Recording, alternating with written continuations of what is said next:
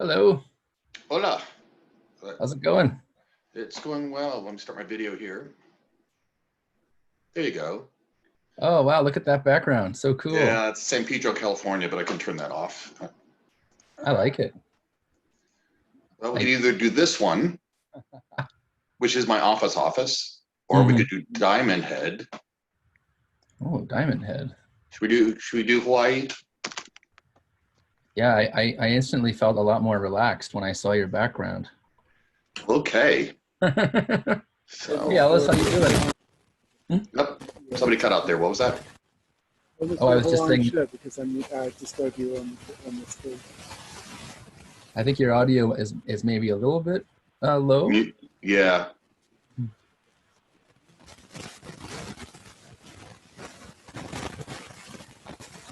I also hear paper rustling.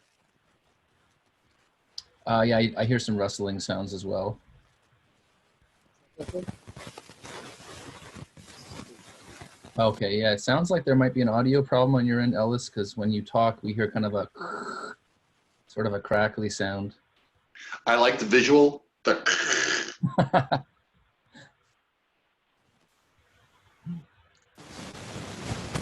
Better? Yeah, we're still getting a sort of distortion type of sound. That better? I think so. Right. Do away with that mic then. I'll see if I can get a different mic. Okay, sounds good. While he's resetting, I have a question for you, Andrew. Yes, go for it.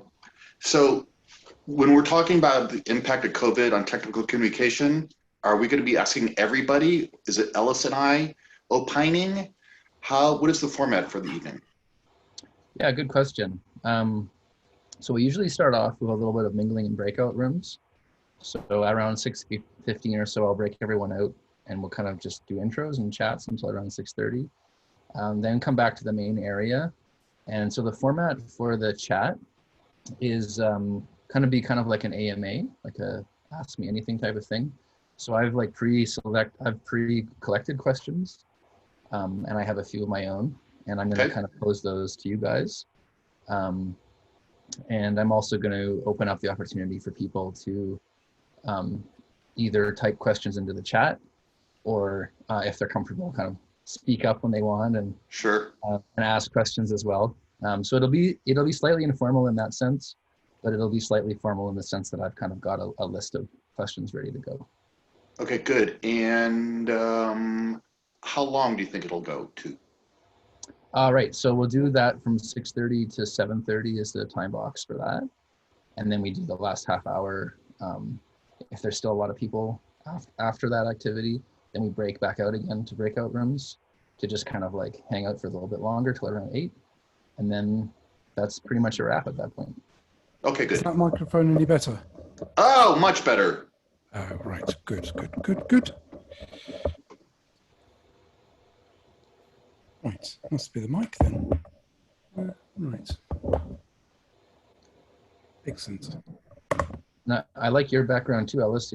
It's nice having the shelves with the books and the art.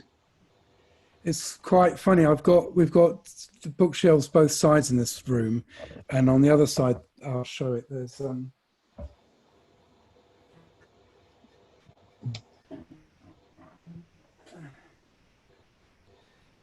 There's this that my wife picked up from a bookshop, and everyone comments on this and nothing else.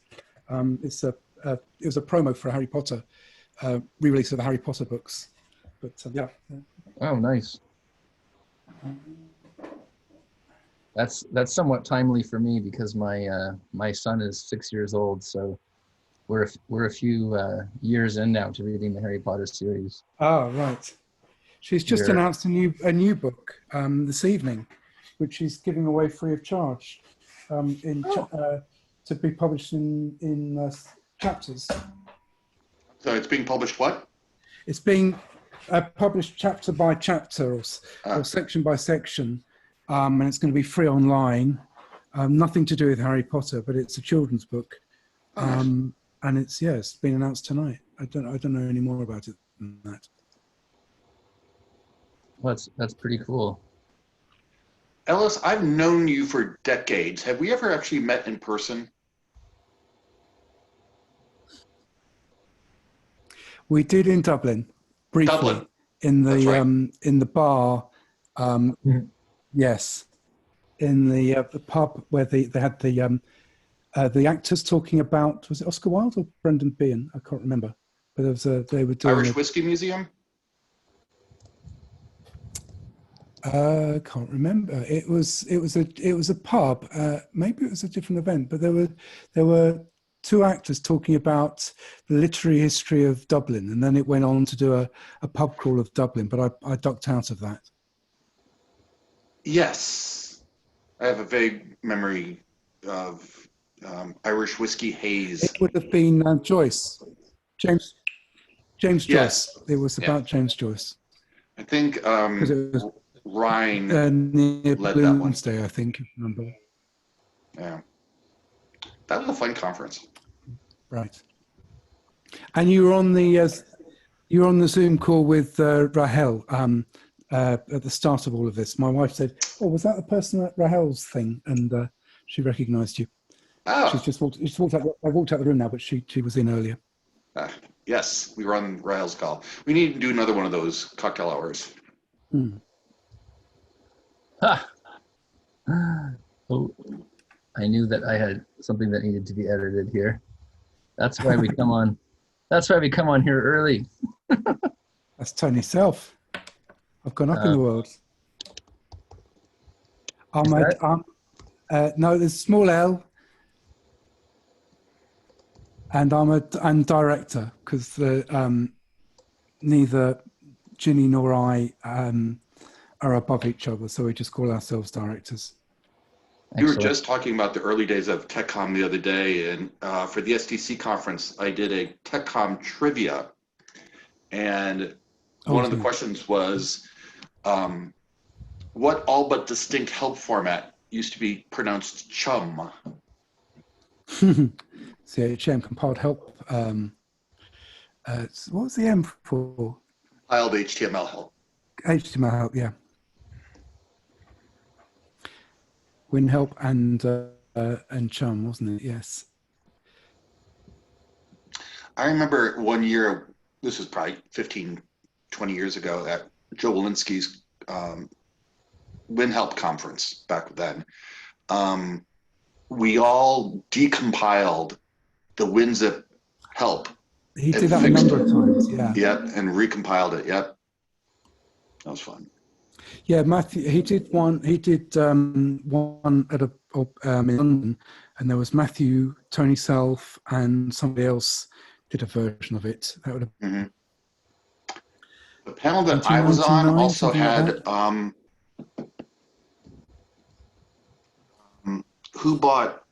who's got Comtech, Dawn Stevens. Right. She and I were on a panel one year. Yeah, I met what was her name? Was it Joanne? Joanne used to be Contact. Joanne Hackos, yeah. Yeah, I met her at a conference once. Yes. Right, so what's going on? Breakout room questions. Introduce yourself to the room. Right. So what's the form? Andrew, tell me the format of what's going on. Yeah, absolutely. So we're going to start off with breakout rooms around 6:15ish. Once most of the people have kind of come in, and then we'll do that till around 6:30, and then 6:30 to 7:30 with time box for the chat. So it'll be kind of an AMA style format where I have some prepared questions, and I also have some questions that came in from the community in advance, and I'll ask those to you guys, and we'll get a discussion going. I'm also going to give folks the option to type into the chat if they have any questions that come up for them during, and to if they feel comfortable to participate, they can break in and ask a question. So we'll keep it somewhat informal in that way, and then somewhat formal in that I have a bunch of pre-prepared things. Do we get forewarning of what those questions will be?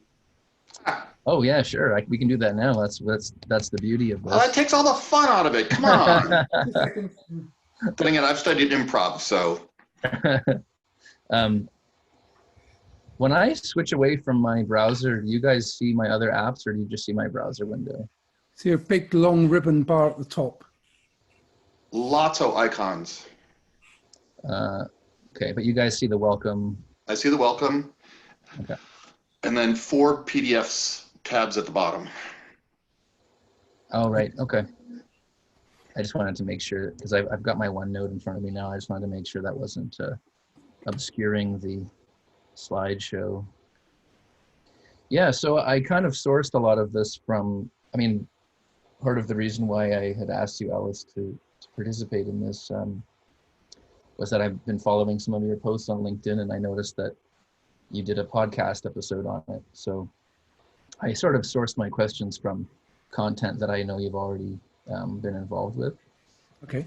So there were some things that that kind of stuck out at me as sounding kind of interesting, and I think that you had mentioned something about 10 years and 10 weeks in the podcast, I think it was, and Yeah. and I thought that was a really kind of striking statement, you know. And I thought I was going to put that one to you guys to sort of dig in a little bit more about what you think that means. I'm about to switch over to my better mic, so let's see if this works real quick. Thought it was plugged in. Okay. So first question, can you still hear me? Yep. Sure. Okay, good. Not much difference, to tell you the truth. What's that? Not much difference, to tell you the truth. Just as good as the other one. All right, let me check my controls to make sure I'm using the right mic, but carry on. Okay. Yeah, absolutely. I also thought it was really interesting because I think that I've tended to focus on what are the impacts going to be to people and job losses and that sort of thing. But I thought there was an interesting focus in your podcast episode, Alice, about sort of how there's going to be there could be even an increased demand for technical communicators in terms of enabling self-service online, Mm-hmm. and the importance of information portals and that sort of thing. And also equally kind of fascinating was the idea of, you know, maybe this will be something that will, you know, make internal knowledge management more of a priority for organizations. Because that tends to be where you have these just, you know, big thorny silos full of information and nobody knows where to find anything. Yeah. So imagine if, you know, people were being deputized to actually go through all of that and make it beautiful and easily searchable and findable and all of that. So there's probably some new jobs there, maybe. So yeah, I'll kind of put that one to you guys to comment on. And what I noticed from our community, and I might have noticed this as well by looking at Tom Johnson's survey, is that it might be more of a thing where companies are laying off less, but then hiring less. So for younger people that are just coming out of technical writing schools, they're wondering about trying to get jobs because it seems like jobs are light right now. What's that expression? Light on the light in the field, or yeah. Well, I'll tell you, there's a segment of the industry that is booming, and then they're called UX writers. Yeah. And it's basically you're writing for user interface text like we've been doing forever, but it's got a special name on it. So now you're part of the development team. So I would say one of the things that tech writers can do to respond to market changes is either go into UX writing or content strategy. And Sharon Burton ended up going back to school and learning how to do content strategy, not just call herself by a new name, because that's where a lot of people are putting money. So one of the things you do is follow the money. Where are companies hiring? You know, especially software companies, and everything's as they move to web-based software. Literally, that software can be developed anywhere. You don't have to be in an office anymore. So I think one of the good things that's going to come out of COVID is it proves that people can work from home and work productively. Yeah, that's an interesting one.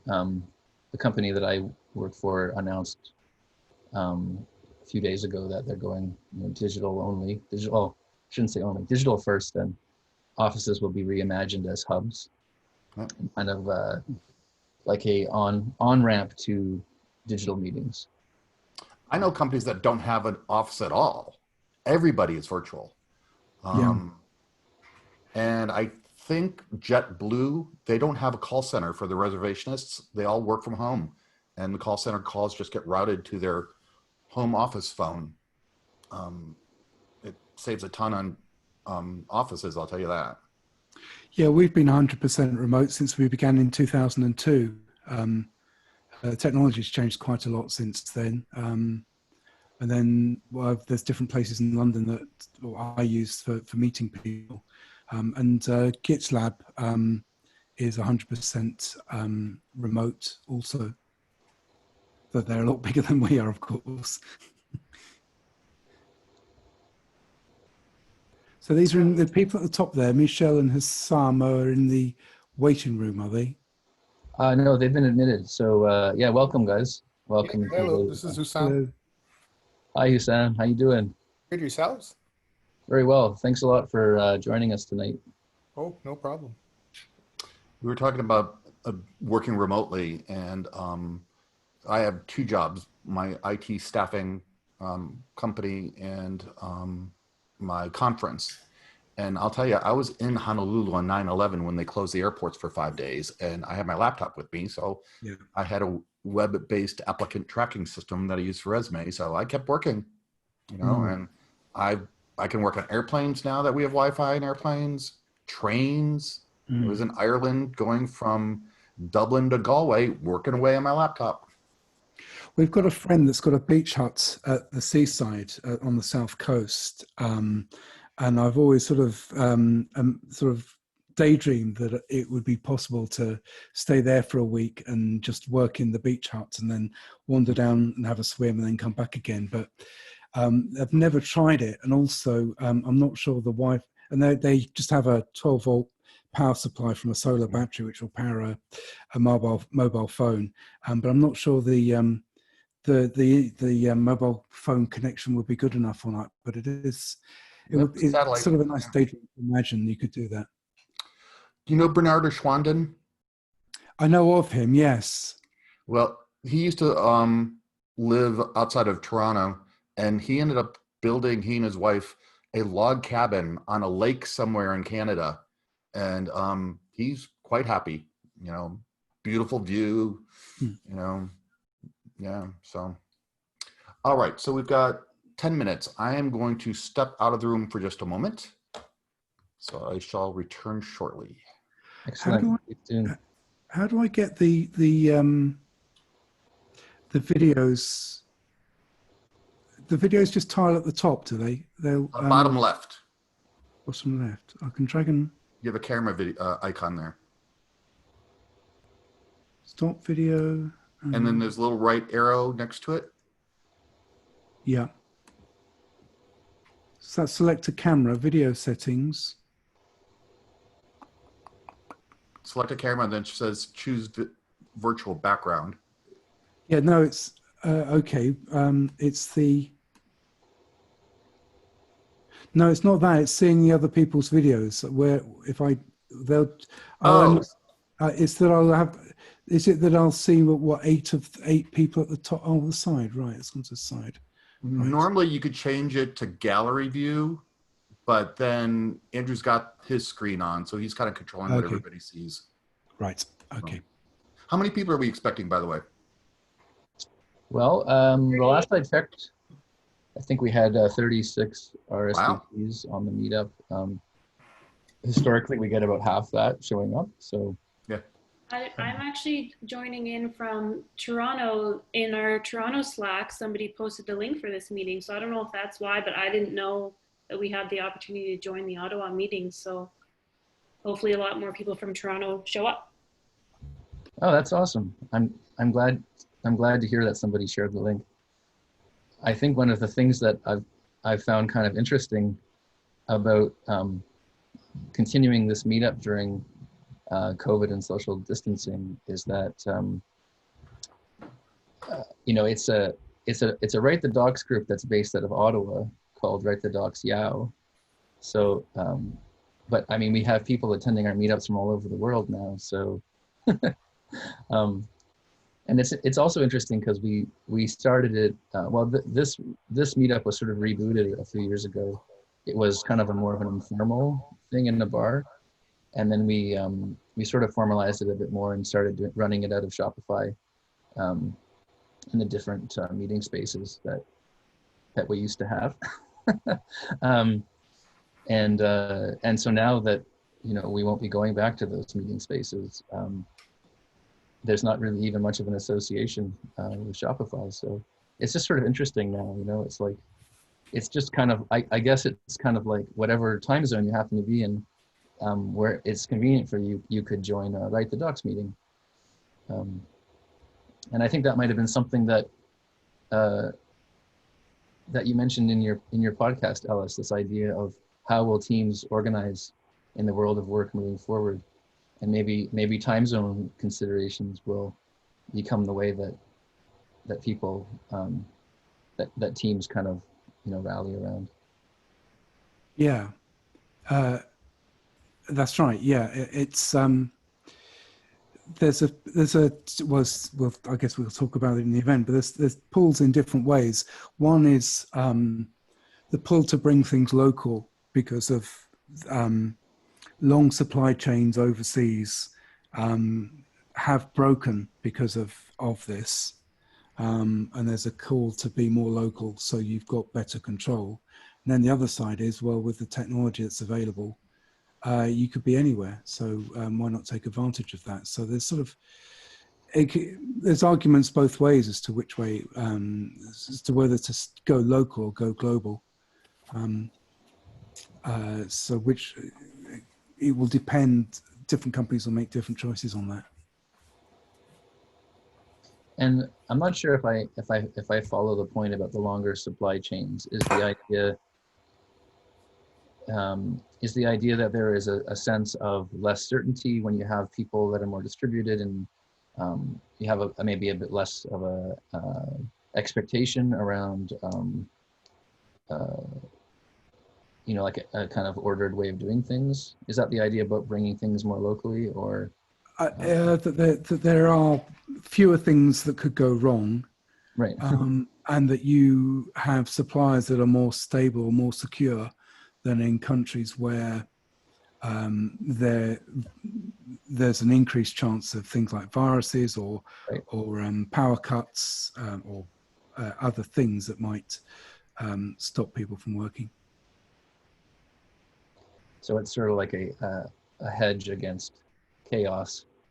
Yeah, rather than focus purely on getting the cheapest price, take into consideration the risk factor of not having a supply for a long period of time. Mm-hmm.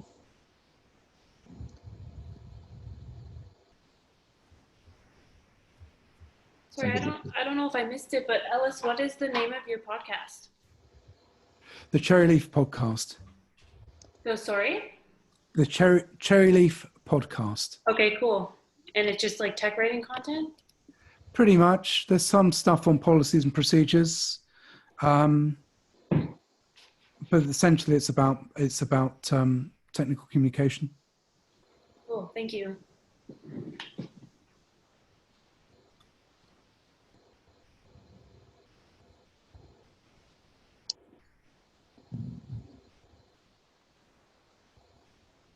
Somebody is just asking me for the Zoom link to this. Oh, I think I can think of a better way to do that.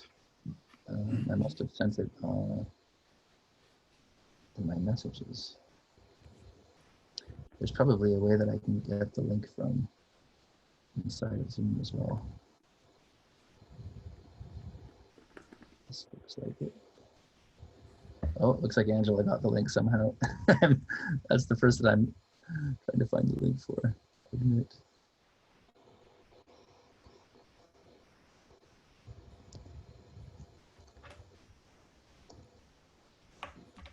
Hi, Angela. How's it going? Hi, I'm good. How are you? Oh, not too shabby. I just grabbed that link for you, but I'm happy to see that you made your way in. Yeah, I went over to my personal email, which is where the Zoom link was, and I forwarded it to my work email. So Oh, yeah. I'm all set. We've been discussing backgrounds today because Jack has that really cool Hawaiian background, and Ellis has that really awesome bookshelf, and I'm just trying to make out what you got a curtain, I think, there. Yeah, I've got curtains on two sides of me so that I can feel like I'm in my own space. Oh yeah, that's nice.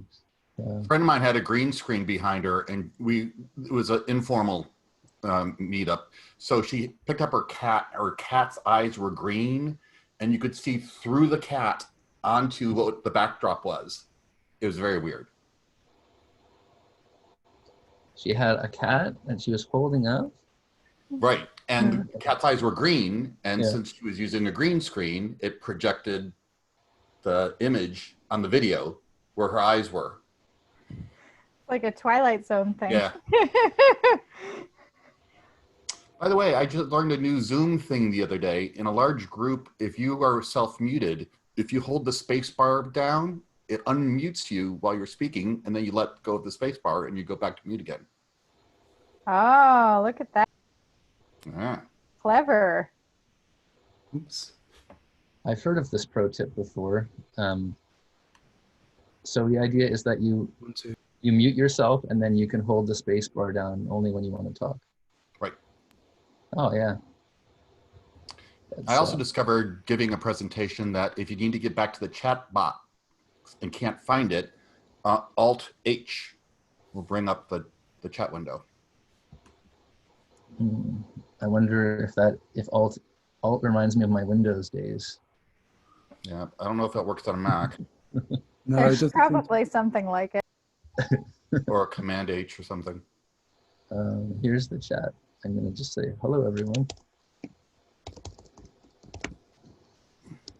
Yeah, if you hover your mouse over the chat icon, it will tell you what your system, what your key is on your Mac.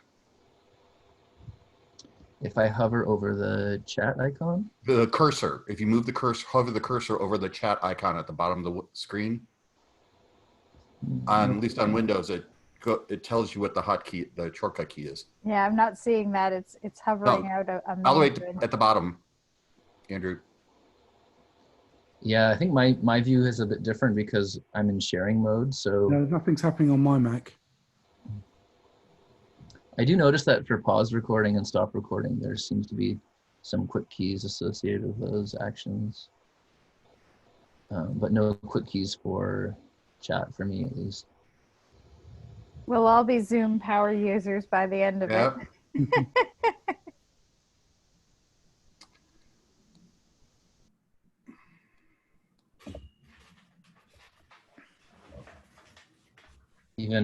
Even our kids maybe. We've been doing some Zoom calls for school. Oh, let's Google knows everything.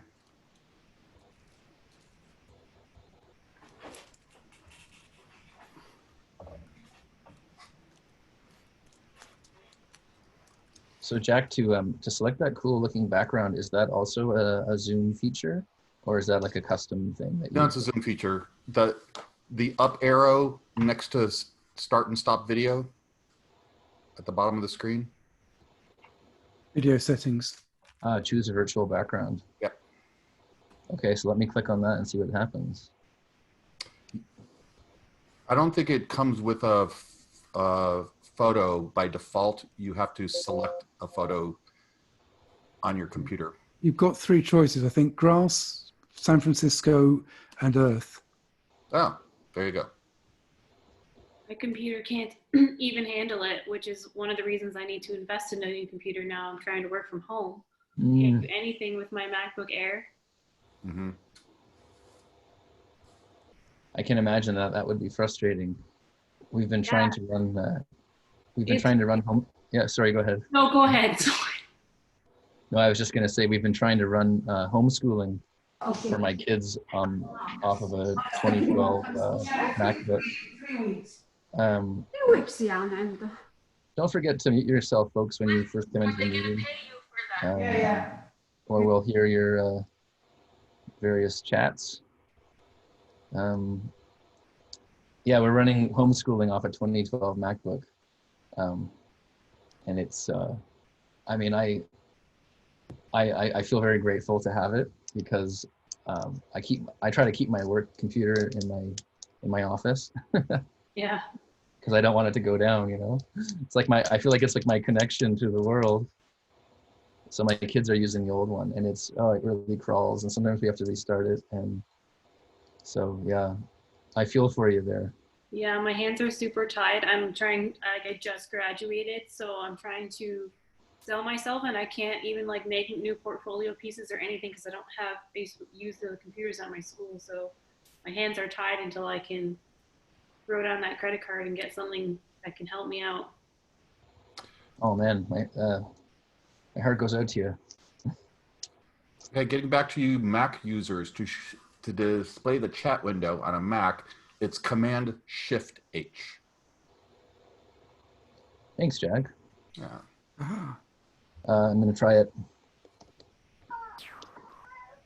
It worked. Yay.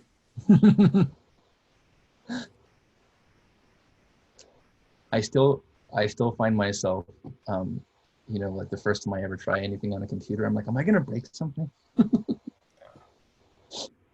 And then it works. I'm like, okay, all right, no big deal. Or maybe that sense of anxiety is heightened when you're hosting a Zoom meeting and you don't want it to go badly.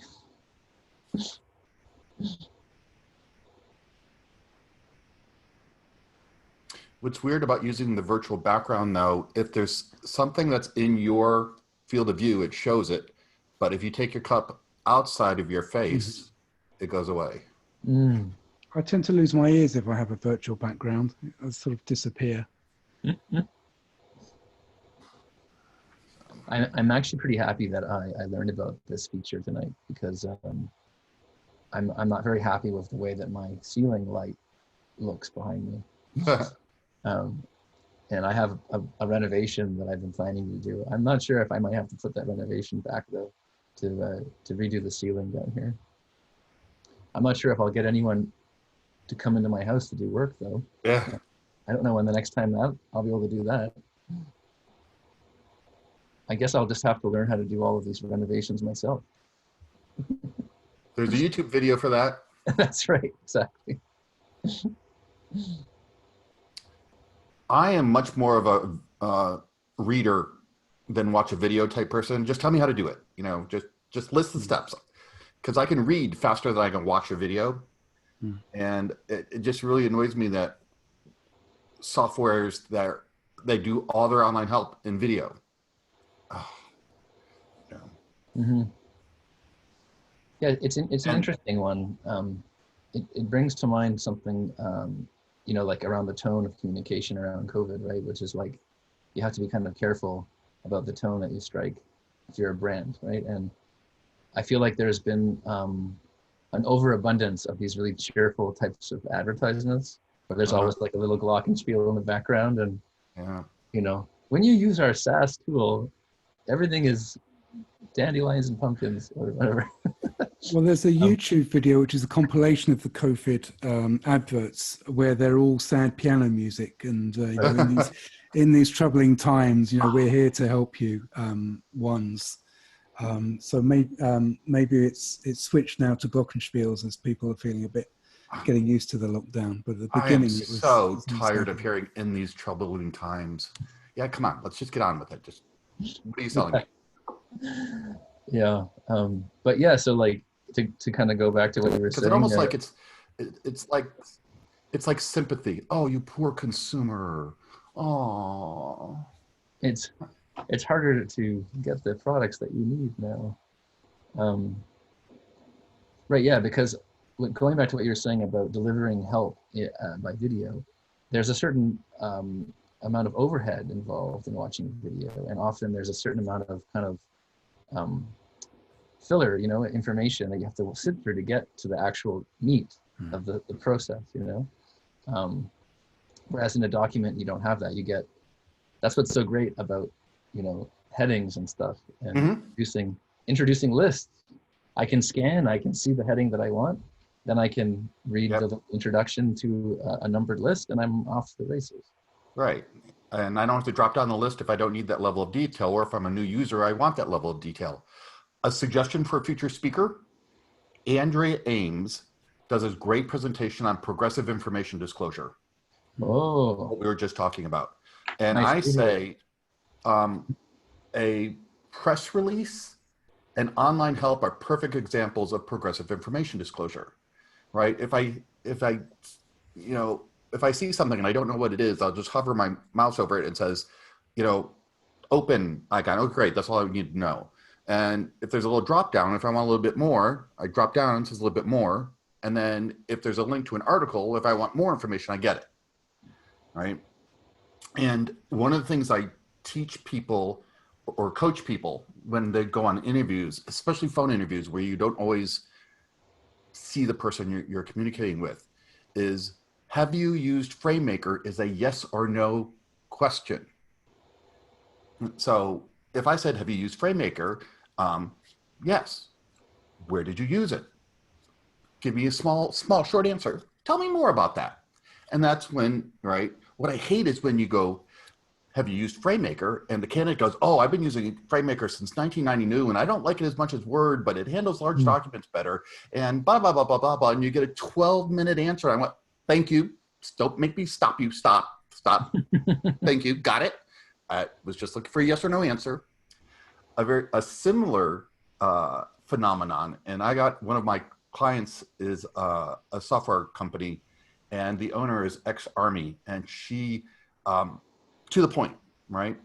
So she has a saying that I absolutely love, that if she says, is the report done? Right? And they go, well, I had to do this, and I had to do this, and I had to do this. She'll interrupt you, go, don't tell me about the labor pains, just show me the baby. Yeah, so. There was a comedy show in the 90s called Spaced with Simon Pegg, who went on to do various other movies. And in that, he had this phrase of skip to the end, where people would start rambling, and it would be, just tell us what you want to say. And there's a rule that generally you can skip the first 20 seconds of any YouTube video because it never has any meaningful content in it. And then you have an ad in front of it if it's not hosted. Ugh. There's a funny phenomenon with online recipes that my wife and I. Oh, yes. Oh, don't get me started. Don't go ahead. Say it for everybody else in the room. Go ahead. Well, I mean, they're clearly written to conform with whatever the SEO algorithm of the day is. So if it's a recipe for, like a Thai peanut stir fry or something, it'll be, 4 paragraphs of, this yummy, delicious Thai peanut stir fry is so great. Me and my kids just love eating delicious peanut Thai stir fries, especially in the summer months when delicious Thai stir fries seem to be what we really want. And then you're just scrolling. There's another that fact. numbered list. You can't copyright recipes. That's So correct. the only way you can copyright something like that is by having bump that gives the story as to why that recipe has meaning or is important. So part of that is for copyright reasons. Oh, really? Interesting. And not to mention the pop-up ads. And do you want to here, subscribe now for more recipes? And would you like to buy these items now and add them to your food shopping cart? No, just go. And then it says, click here for the recipe, which is on another page altogether. What's in chat? A lot of them have this jump to recipe button. I don't know if you guys already know, but it helps a lot to skip. What does? Stuff. Look for it. Ritu, what does? On those recipes with, this huge introduction, Uh-huh. you can just, there's a button usually right at the start, jump to recipe. Learn me something new I did today. It's there, I'd say 80% of the time it's there. A lot of times I just go to foodnetwork.com and search their site because their pages are pretty clean and not spammy.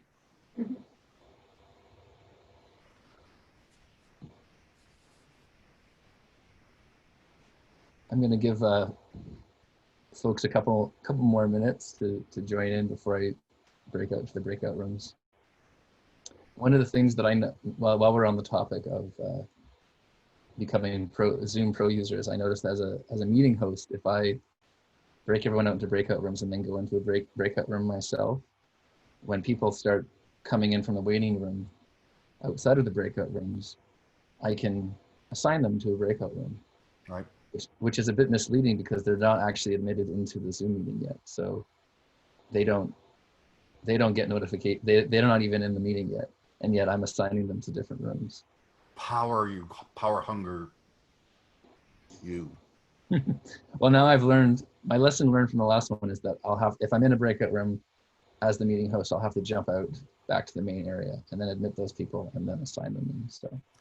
I think what some people do is they log in twice. So they log in to be the administrator of the meeting and they log in for the breakout rooms. I think that's one way to do it. That sounds like a cool Yeah, you can hack. host the meeting, but then you can also attend the meeting and change your name. By the way, does everybody know how to change their name in Zoom? If you hover over where your name is in your square, in the upper right-hand corner, Get 3 dots. is a ... menu. One of the options is rename. Interesting. And what do you figure I guess depending on how your account gets pulled in, you might have a weird name there.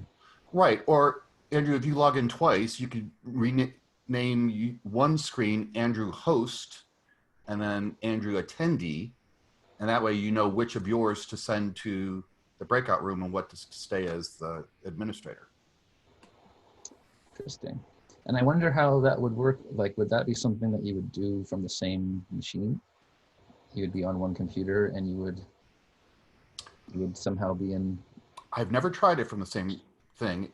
You might enter an infinite recursive loop.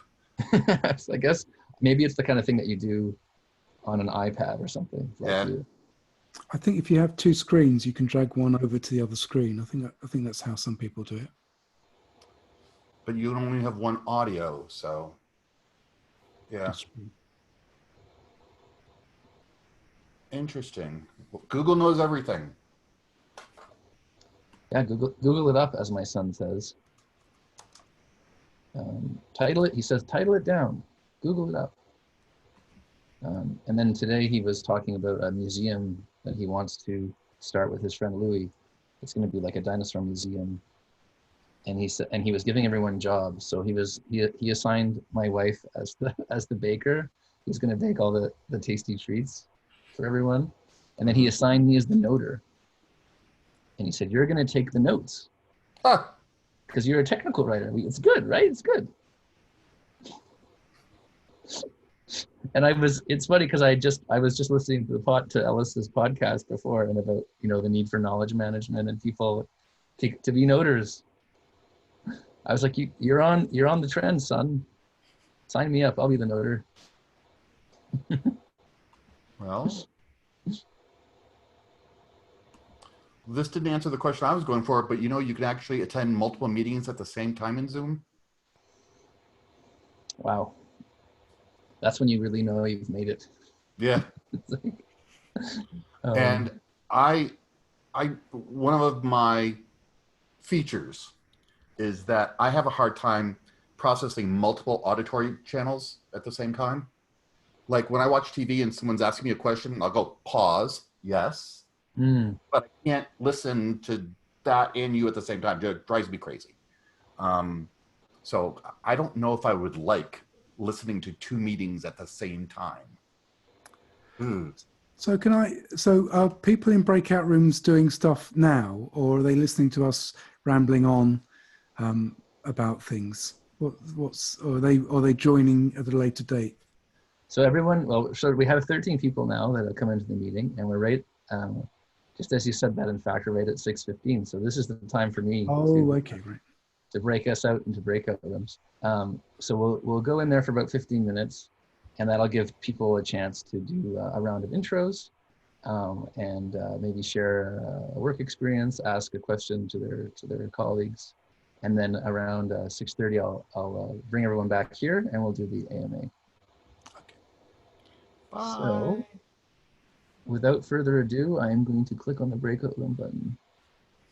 Dun, dun, dun. Okay, Jeremy, what is the Wadsworth constant? Oh, I'm gonna, I just Google Googled it. It's what you guys were talking about at the start, about skipping the first 30% of a YouTube video. got it. I don't know who the Wadsworth guy is, though. The Wadsworth constant is the idea that you can safely skip past the first 30% of any YouTube video without missing anything important.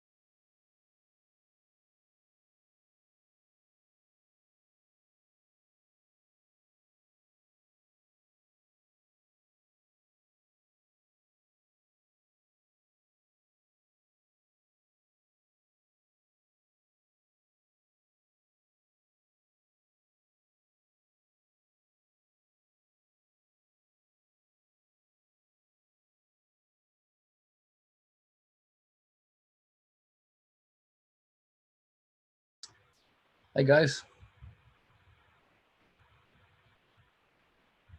How you doing, Dorian? Hey Jill. Hi there. How you doing? Good. How are you? Pretty good. Everyone is in the breakout rooms now. I just jumped back into the main room here to admit you guys in. Yeah. Sorry, I'm a little late. My workday ran long. Oh, no, not a problem. Was something that I learned the last time doing this was that whoa, I think I might have just muted somebody. Unmute. There we go. Yeah, I tried to admit people into the meeting from the breakout room, and it wouldn't allow me to do it. So I learned that I have to jump in here to bring people in. I think what I might do is just assign you guys into breakout rooms. Okay. Because I'm going to do that, and then I'm going to just send a message out, a broadcast, to see if people are ready to come back in. Because I know the chat in our breakout room was there was, we could have kept going, I think. So I'm going to just see about getting you guys into some. Thank you very much. Yeah.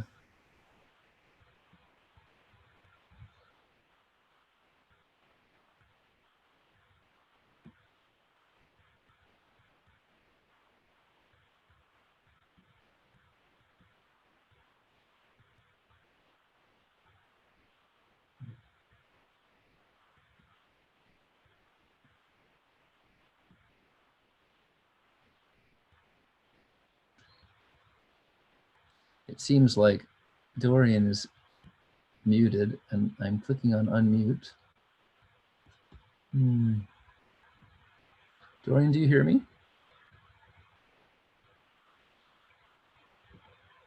Because Dorian is muted. Let's see here.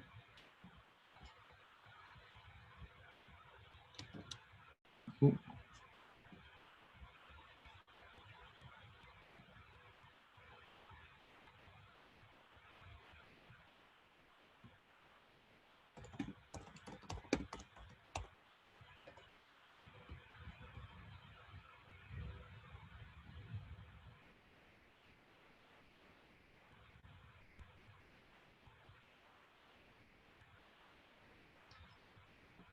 So Keen, I assigned you into breakout room 1.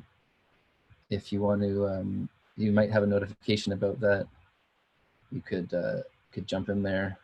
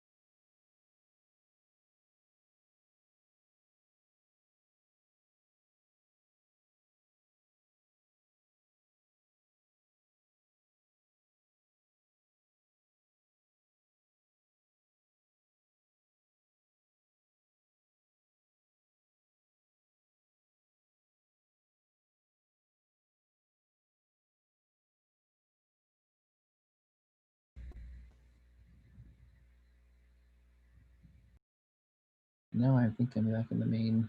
Yeah, I look like I'm in the main form. Was I was in the main room for a minute and then I came back somehow. Maybe it was just, We are in the main room, aren't we? yeah, I think the groups haven't, no one in the other groups have ended yet though. Ah, okay. Yeah, probably because they didn't know that we were closing them, so they didn't proactively come in first.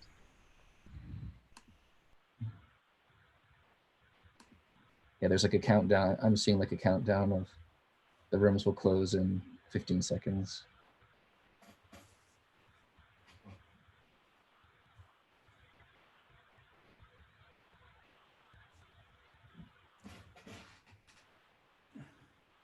Hello. And we're back. We're back. I hope that everyone had a delightful time. I always really enjoy getting to know new people and hearing new intros from people.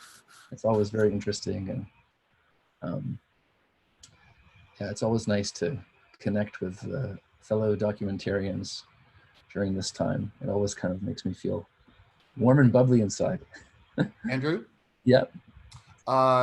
Julie just asked a really good question. I'd like to repeat it and answer it for everyone, if I may. Yes, absolutely. Go for it. So there seems to be a growing trend in jobs called UX developers or UX writers. Mm-hmm. And they're the people who write content for not just the software, but also tooltips and other online embedded, we used to call it embedded user assistants. Remember that in the old days? They're now called UX writers. And it's the same skill set that tech writers use, but it's part of the actual product, not a separate manual over here. And I see that as a growing field, or a segmentation, I guess I should say, of our field as communicators, because as more and more software goes away from PC-based to web-based or subscription-based, that content is getting more and more recognized as the value we actually bring to the game. So I definitely recommend everybody take at least one UX writing course. And if you work for a company, find out where the UX writers are and say, hey, can I help with some of that, just to put it on my resume in case I'm ever downsized. And that will be just one more layer of type of communication that if you're applying for a job. In our breakout, we were talking about a resume is just a vehicle that shows that you match what the reader's looking for, or for what the reader's looking for, you grammarians. And that's all it is. So with the rise of applicant tracking systems, with machine learning, they try to weed you out. That two things. One, if you do an internet search for, is my resume ATS friendly? You'll get websites where you can post the job posting, paste the job posting, and then paste your resume, and it will tell you how good a match you are. There's a downside of using ATSs is they can be really stupid, and they call it artificial intelligence, but it's really not. And I'll give you an example, and I'll turn it back over to you. That a friend of mine was a UX UI developer applying for a UX UI developer job, and she was getting a really low score on these ATS things until she realized that at the top of her resume, instead of UX UI developer, she said UI UX developer. And that change was enough. The AI said, oh, you're not a match. So yeah, definitely make sure your resumes are ATS friendly. I see that's the biggest obstacle people are running into these days. And what I said in the breakout chat is, better yet, find a real person at that job, even if it's through LinkedIn, and say, hey, can I give you my resume? Will you forward it onto the hiring manager? And that person may get a bonus for finding you. So don't be shy about using those personal connections. I would agree that UX writing is definitely something to watch. One thing that we do is we look at the number of vacancies on job sites. In the UK, the big one is Reed. I guess Monster would be the equivalent in the States, and how many job vacancies there are. And that certainly in the UK, there aren't that many jobs advertised with the job title UX writer. So it may at the moment be something that's purely California driven and not outside, or maybe purely American driven, or popular in America rather than worldwide.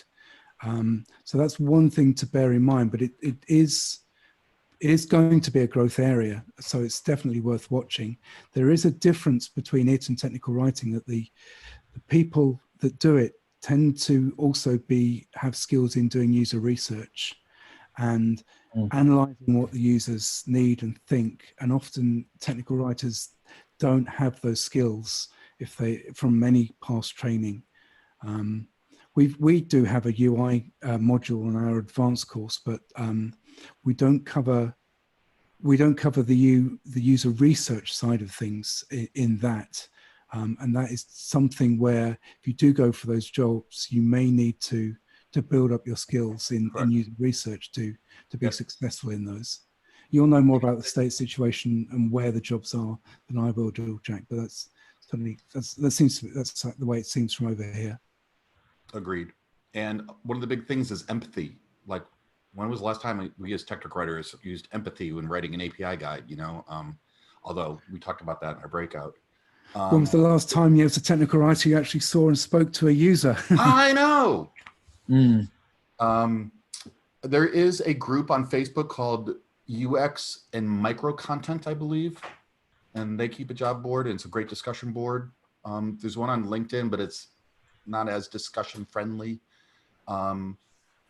Another thing to add what Ellis said is that depending on where you are located, is just do a search for jobs in your area and see what are people hiring for now and what are they calling things. Because we mentioned in our breakout, how many different ways can you say technical writer? You know, there's got to be 200 different labels people use. So, yeah. Okay, Andrew, didn't mean to hijack your meeting. Go ahead. No, this is what I was hoping for. I mean, I think earlier in the day, I had this little hour window when my son was watching. He gets his hour of screen time a day, and so I was down here preparing myself for this, and I was like, worst case scenario, they both won't want to talk, and I'll have to have a lot of stuff ready. But you always hope that the people that you invite for these things will want to talk about things. So I'm very pleased. But it's super fascinating. I don't think anybody who knows me has ever accused me of being afraid to talk. Right. I've been afraid to stop talking before. Maybe that's why Sarah thought you might be a good fill-in, and I'm so grateful for you for your participation tonight, coming in. So thank you again for that, and thank you again to Alice for participating with the changes in what with the time zone difference and everything. I'm very appreciative of you making some time to be here with us. And perhaps that's as good a time as any to transition over to some slides here. I've got my, I might not be sharing my screen anymore. You're not? Yeah, I'm not. Well, so that might be a good place to start.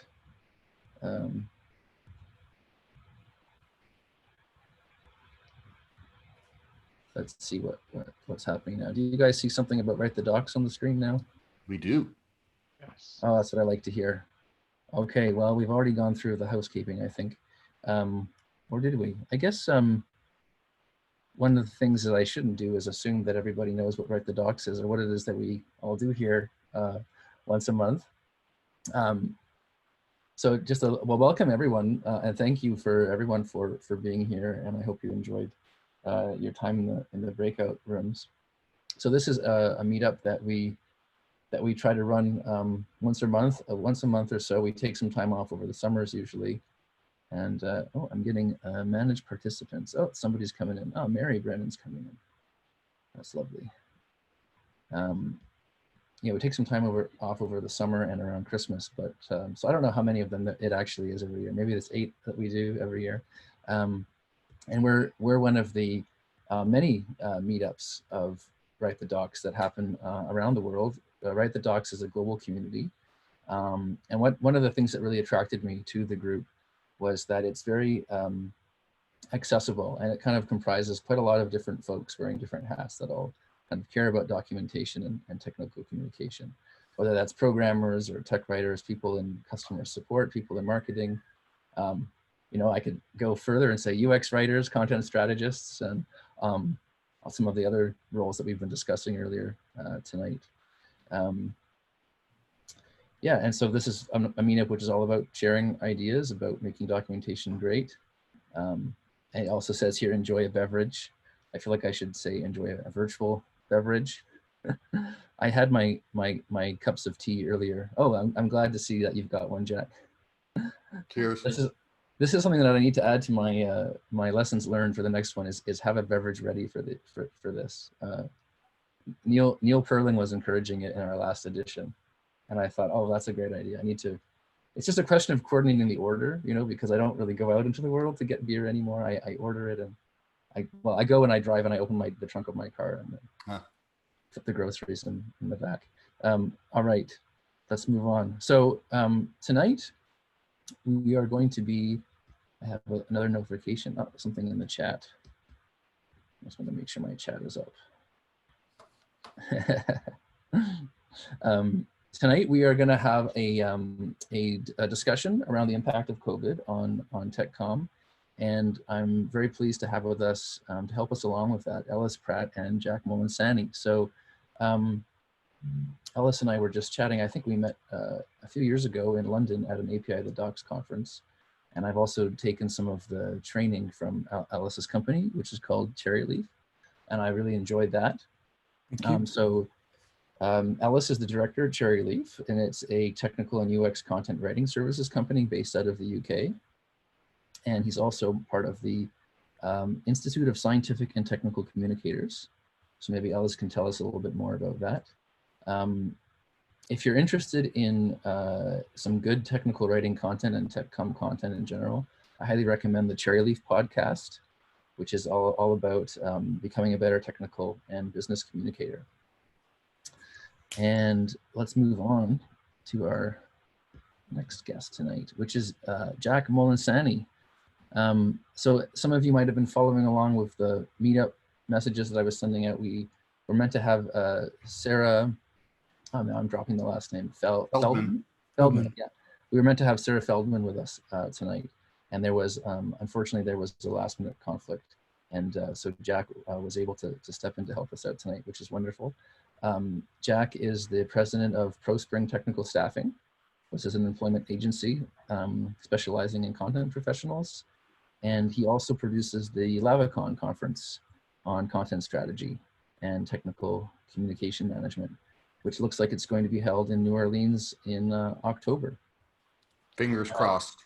Yeah, fingers crossed. I like that idea of a bunch of folks getting together in New Orleans to talk about TechCom. That warms my heart.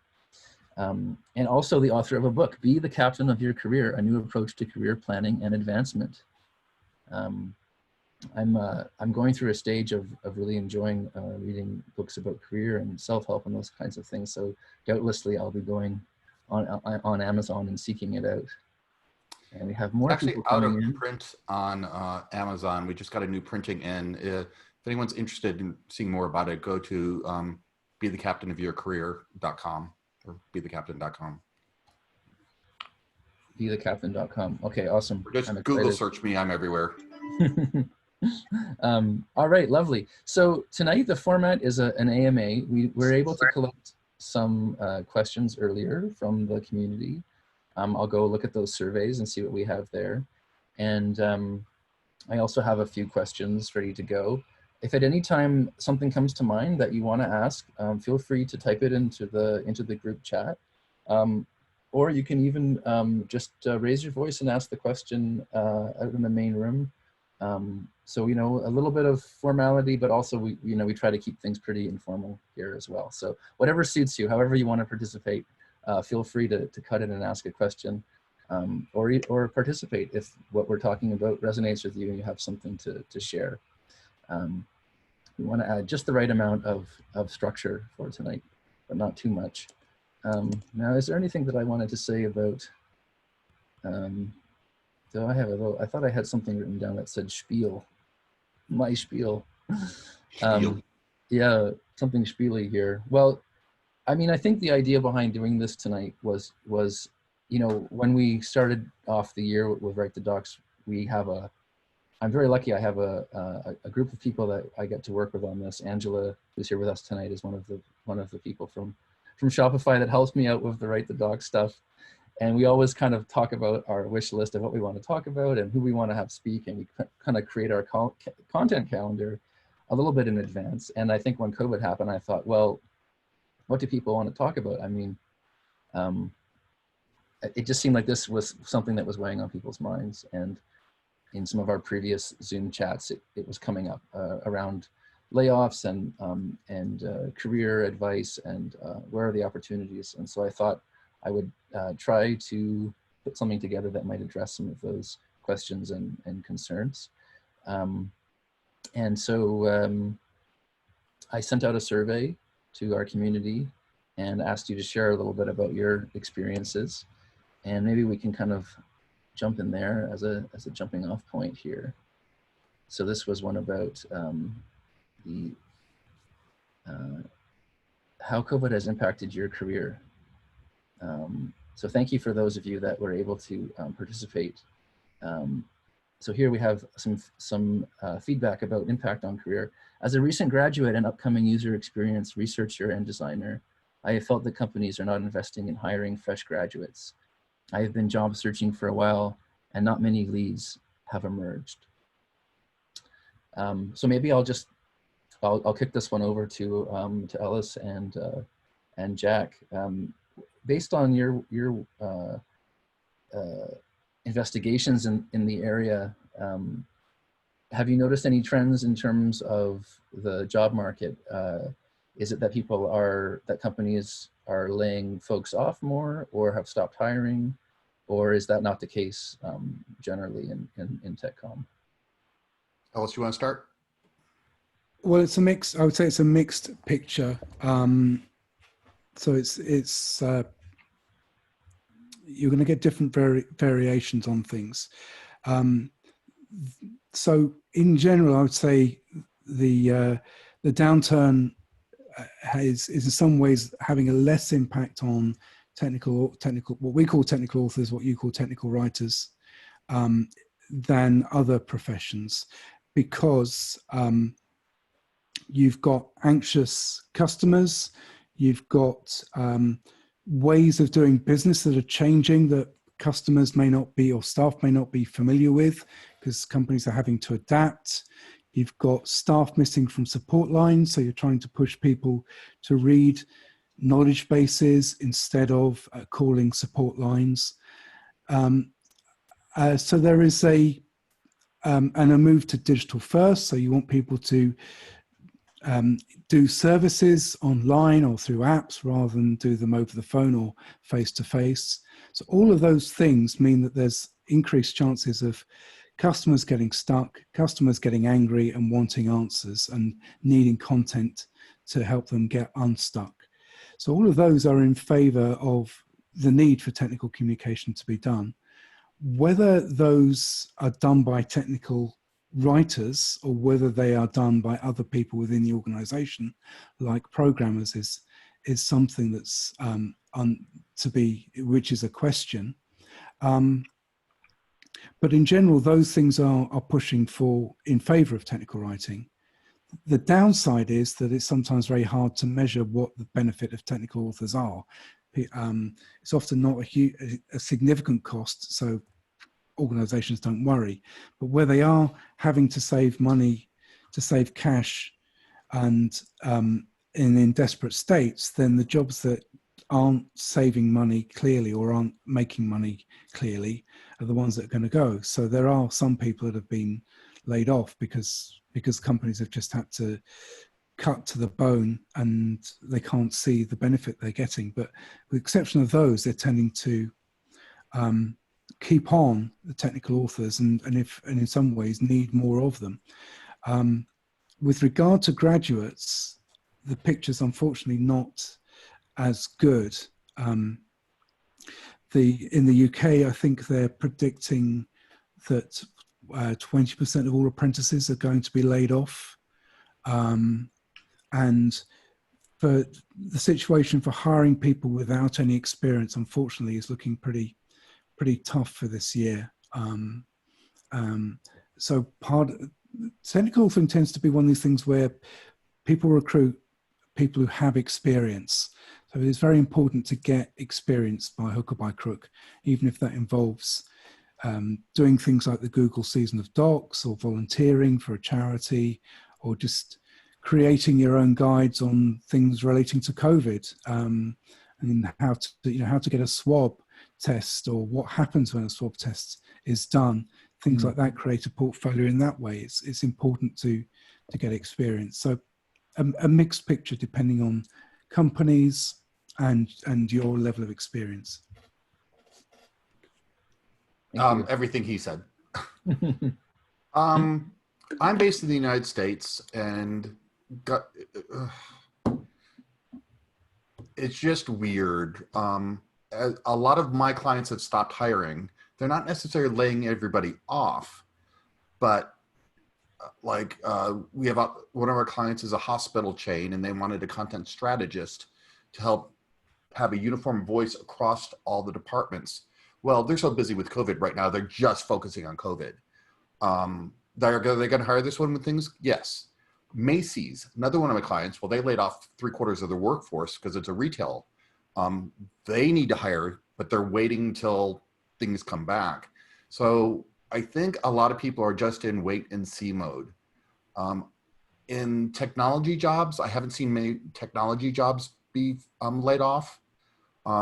A lot of us have been working remotely for years, or at least telecommuting 2 or 3 days a week. So it wasn't a huge migration. I absolutely agree for the people moving into the industry, what Ella said about having to get experience. I would, again, work for charities. I would stay with political organizations and religious organizations, because that might automatically alienate you from 50% of the population. But things like Save the Bay, World Wildlife Fund, Habitat for Humanity, they have to need policies and procedures on how to build houses safely, and codes, and how to report. Come in and go, hey, let me document that for you, or let me clean up your documentation, or let me index your manuals for you, just so I can get that on my resume. Work for donuts and coffee if you have to. But then at least you can say from 1999 to present, 1999, I'm 2 decades off.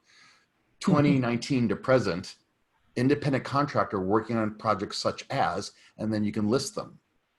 And that way, if you are going up against a job that is open, and you've got experience and the other person doesn't, that just makes your job all the more better chances of getting it. I was listening to a Planet Money podcast last month, I think it was, and there's a scheme in the States called the Payroll Protection Program, I think it is. In the UK, we have a furlough thing. So you get 80%, if you're furloughed, you get 80% of your salary up to a limit, which the government pays, but you don't get laid off.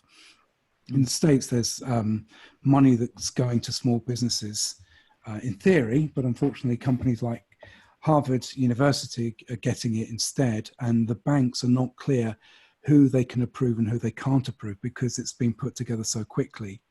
The information isn't there. So there's an opportunity for guides to how to apply for a loan, how to approve a loan, making sense of what the process is, that you could put together, or looking at stuff from maybe CDC and simplifying that, workflows, beginner's guides to that type of thing, which may get you a reputation, but also as things that some would look at and think, God, that's a value, that's a credible thing that somebody's put together. I'm also approaching this as an opportunity, not as a forced indenturitude, in that if there's a particular skill that you don't have, that now's a great time to get it.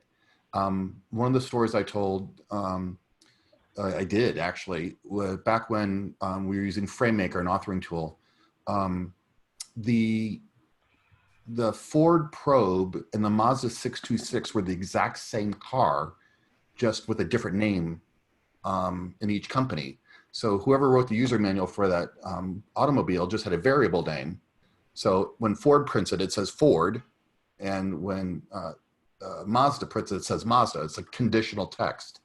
So I didn't know conditional text at the time, and I wanted to learn it.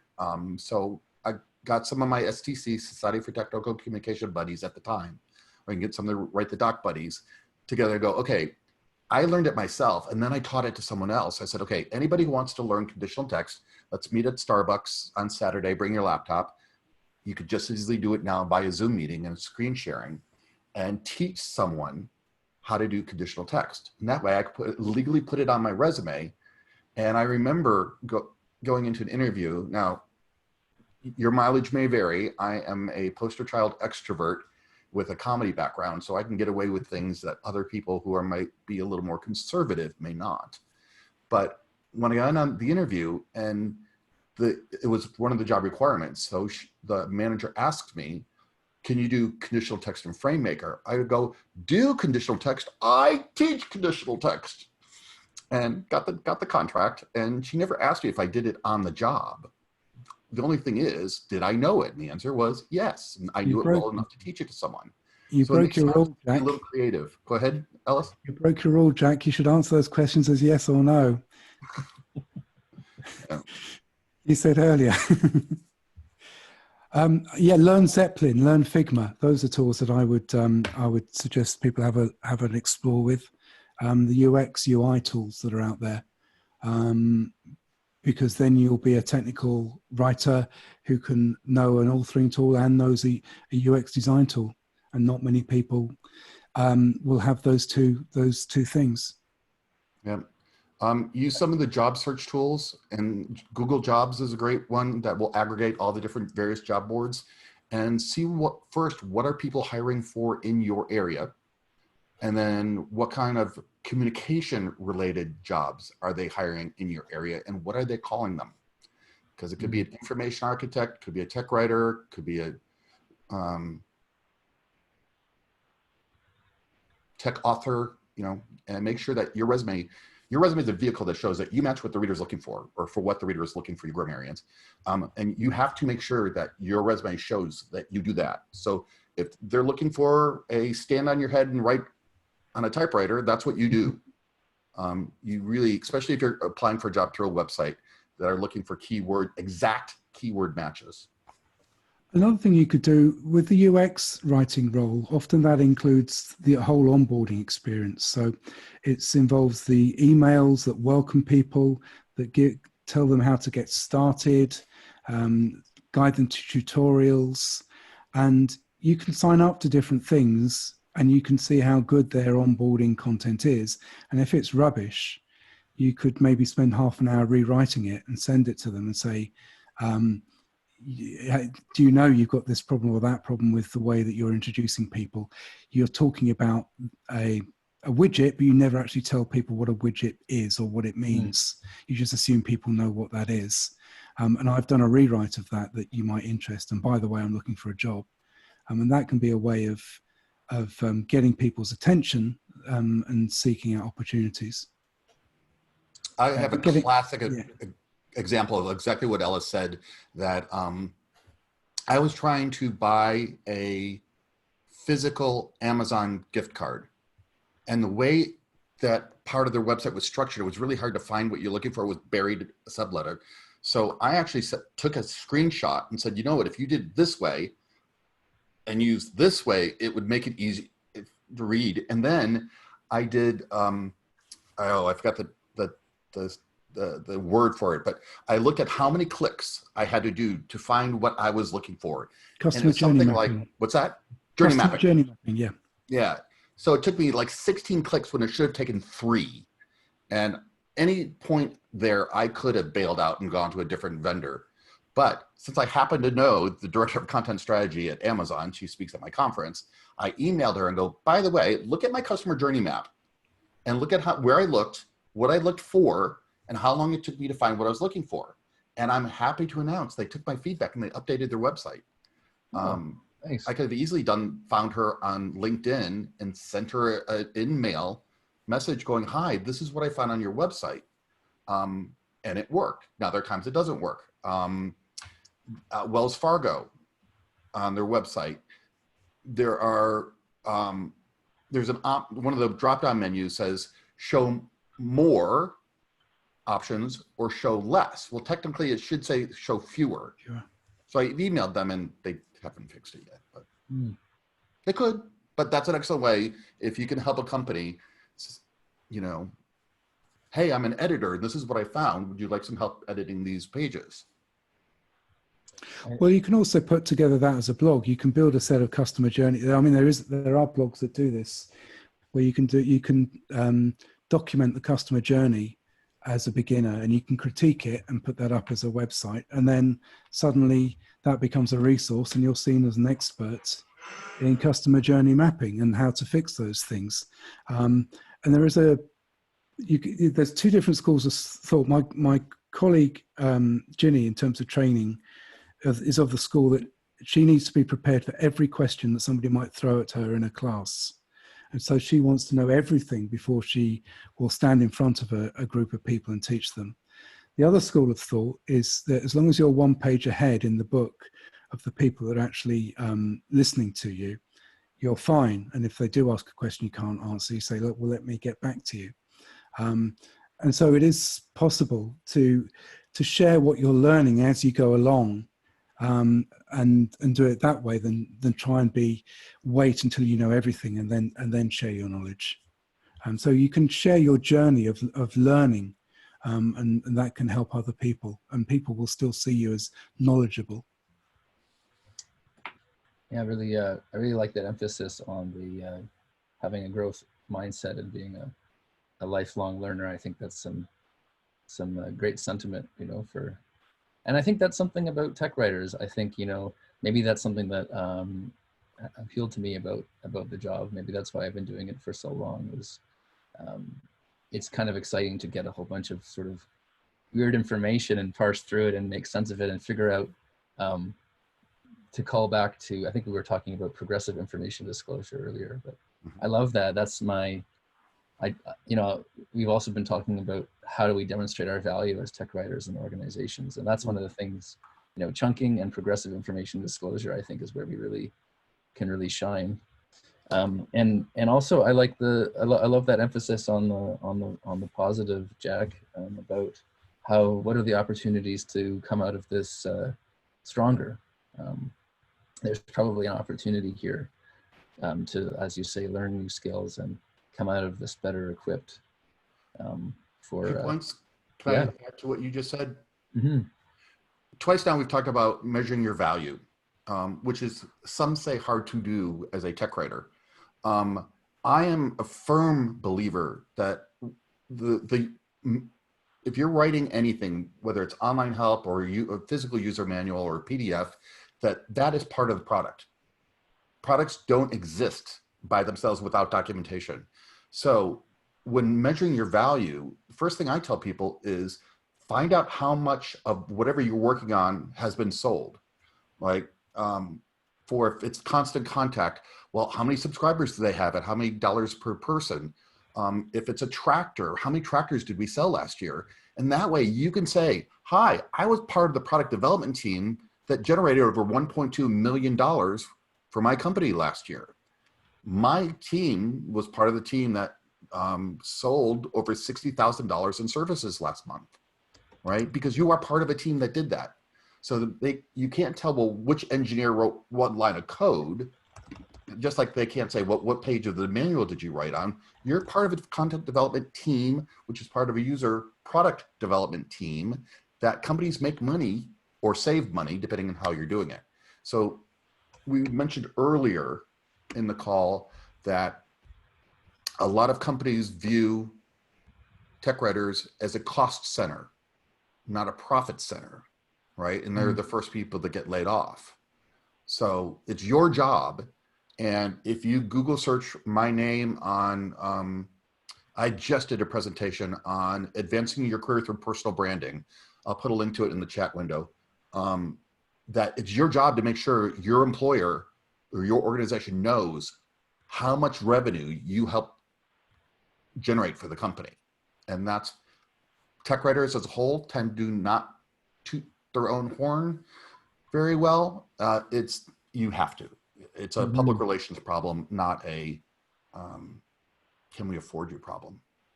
You can also look at call deflection, look at the amount of calls going to support, and seeing if those are deflected by having the content in the help. And again, the customer journey mapping, identify the grit that or friction that you're removing from the process. I think you do need to be careful in that both Jack and I are self-employed. So we don't have a career path.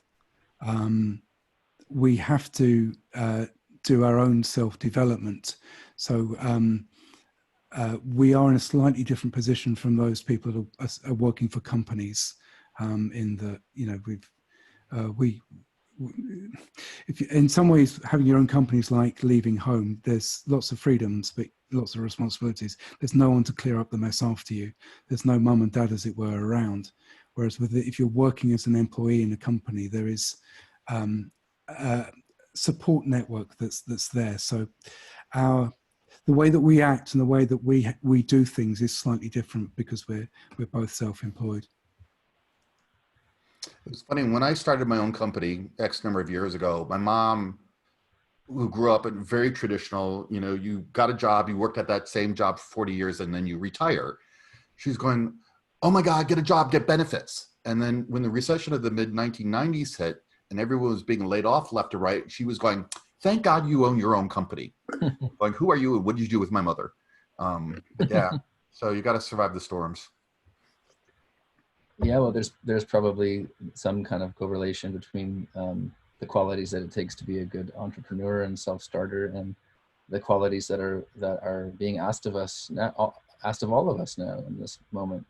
You know, where we're some of us are getting used to working from home and being a bit more on our own now. And what are the kind of qualities that we can draw on to you know, to see us through that?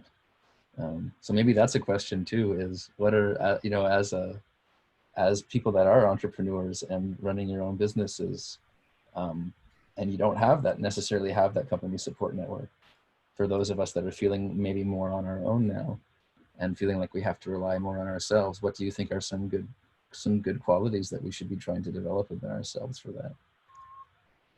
Well, I wouldn't necessarily say I am an entrepreneur because I essentially run one company. There's one other side hustle, as it were, but I would see an entrepreneur as somebody that creates multiple companies, maybe grows them and sells them off, or is on Monday working for company A and Tuesday working for company B. Mm. It helps to have a support network. So there is somewhere you have to be very humble. You have to not get too cocky when there's success, not panic when there's too much success, and not get too disheartened when there's failure. And having a spouse that's very supportive helps enormously. And in my case, I am a co-owner of a company, so it's not just me. Having business partners that are supportive as well. So when you're down and you're questioning your own ability, that they have confidence in you and they support you. That is very important. So you have to, in some ways, be willing to show weakness and not be, not put on a front and fake that everything's perfect. And you have to be yourself, be honest to other people. And that I think is quite important. There are voices in your head you have to deal with, voices that may think that, you know, you can only spend money once, or you need money, you can go out and make it, or you know, that when things go wrong, little voices there's a lot of the mental aspect of it. Mm-hmm. Super interesting. That's wonderful. Well, I was taking a chance to scan through some of the other questions, and I think there's some that are on a similar theme about being a recent graduate and where are the opportunities. And I think we've spoken to that a little bit thus far. There's another one here that maybe we can touch on this one before we go off to some of the questions that I jotted down earlier. I'm fortunate, and this is another one on the topic of impact of COVID. I'm fortunate in working for an IT company that uses web technology, so that working remotely has been a fairly easy transition for me. That said, my biggest concern is of a larger picture wherein the impacts of COVID-19 have introduced a high degree of instability into the economy that may have a negative effect on the technical writing community at large. So, I mean, I'm not sure if any of us want to wade in there to predict the future fortunes of the economy, but I wonder if there's something in there that to address in terms of you know, the bigger picture in TechCom moving forward, and where we may want to be putting our attention and our efforts. I want to answer a broader question that will help answer that question, if I may. I just put a link in the chat window to a woman who wrote a book called The Wealthy Spirit, and it's daily affirmations for financial stress reduction. In the book, she talks about there are 5 steps to prosperity, whatever your definition of prosperity is. One is think positive. If you say, I heard someone say the other day, it's hard to find a job these days. Well, guess what? If you're putting out in the universe that it's hard to find a job, guess what? It's going to be hard to find a job. Just like those people say, oh, I never win anything. Well, guess what? You're probably never going to win anything because you're putting that out to the world. So the first step is to think positive. I am employed. I just found the best job in the world. I love what I do. I get to help people, and you create your reality. Has anybody here read a book called, I think it's called 9 Princes in Amber by Zelazny? Great book if you've never read it. In this book, the author postulates there are infinite number of worlds, and you can get where you want to go by changing.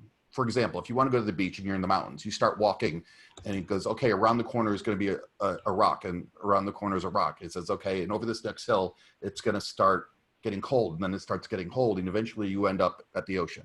So you don't, it's not like poof, magically disappearing in one spot, and poof, magically appearing elsewhere. So I'll put it in a second, I'll find it.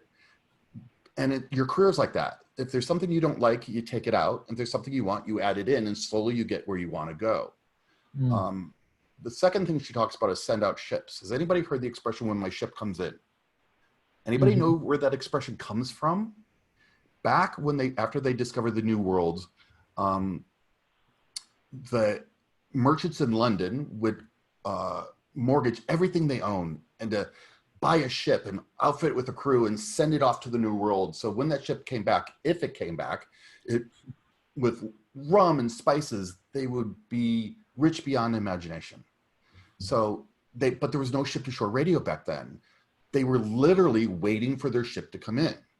Now, I know a lot of people are waiting for their ship to come in, but they're not sending any out. You have to send out ships for your ship to come in. And not just one, because ships run aground, you get laid off, and you know, the funding, or who was it that said that she was going to go through an internship and it got pulled because of COVID? So wherever you're going in life, you can't just send out one ship or one resume. Start a blog, you know, write from your newsletter, write for the Write the Docs website, start your own customer journey mapping blog. The more ways people can find you, the more they will find you. All right, and I'll give you a really great example, then I'll turn the floor back over. In one of the chapters, STC chapters, somebody wanted to transition into technical writing. I think she was a environmental engineer, and she joined the meetup, whatever, and offered to write their newsletter. And she was the newsletter editor, and somebody found the newsletter online, thought she did such a great job, and she got her first job as a tech writer, just because they found her because she was writing. So send out, think positive, send out ships. And I put a link to Chelly's website. She's got free affirmations that you can download off of her website. So definitely check it out. There's different cultures. I mean, I think Steinbeck said of Americans that every tramp is a temporarily embarrassed millionaire. Right. And I don't know what the culture is in Canada, but it's a different. I mean, America's 300 million people. There's the opportunities to scale are enormous. You don't have those. You don't have those over here. But what you can, I mean, one thing I'm always struck on is what happened with the recession in the 1930s. And whilst there were millions of people unemployed, and it ended up for decades with the economy running at about 70% employment and just at that level, it was the same time when electricity rolled out across the world and when radio rolled across the world. And for certain sectors, it was a huge boom time. So within really bad times, there can be sectors that grow where companies have no money to advertise and invest. There are opportunities for other companies to come in and grab market share and big chunks of market share from them, which they wouldn't normally be able to do if it was a growing market. So it's not always. Sometimes the economy is against you, and you just have to accept that. But there may be opportunities you can seek. But culturally, in Britain we don't have that attitude of you just, you know, there is. We have a different attitude in the UK to sometimes the things that are said in the States. Yeah, super interesting stuff, guys.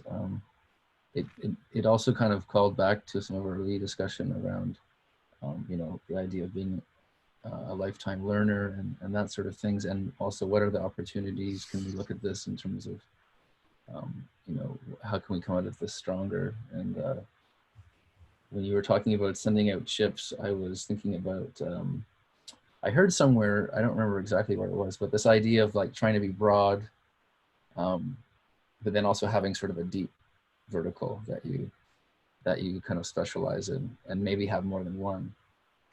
And that was something that was really interesting to me. Now this may be going a little bit, maybe we're pushing things a little bit more into the, you know, psychology of success, which I'm fine with because I eat this stuff up.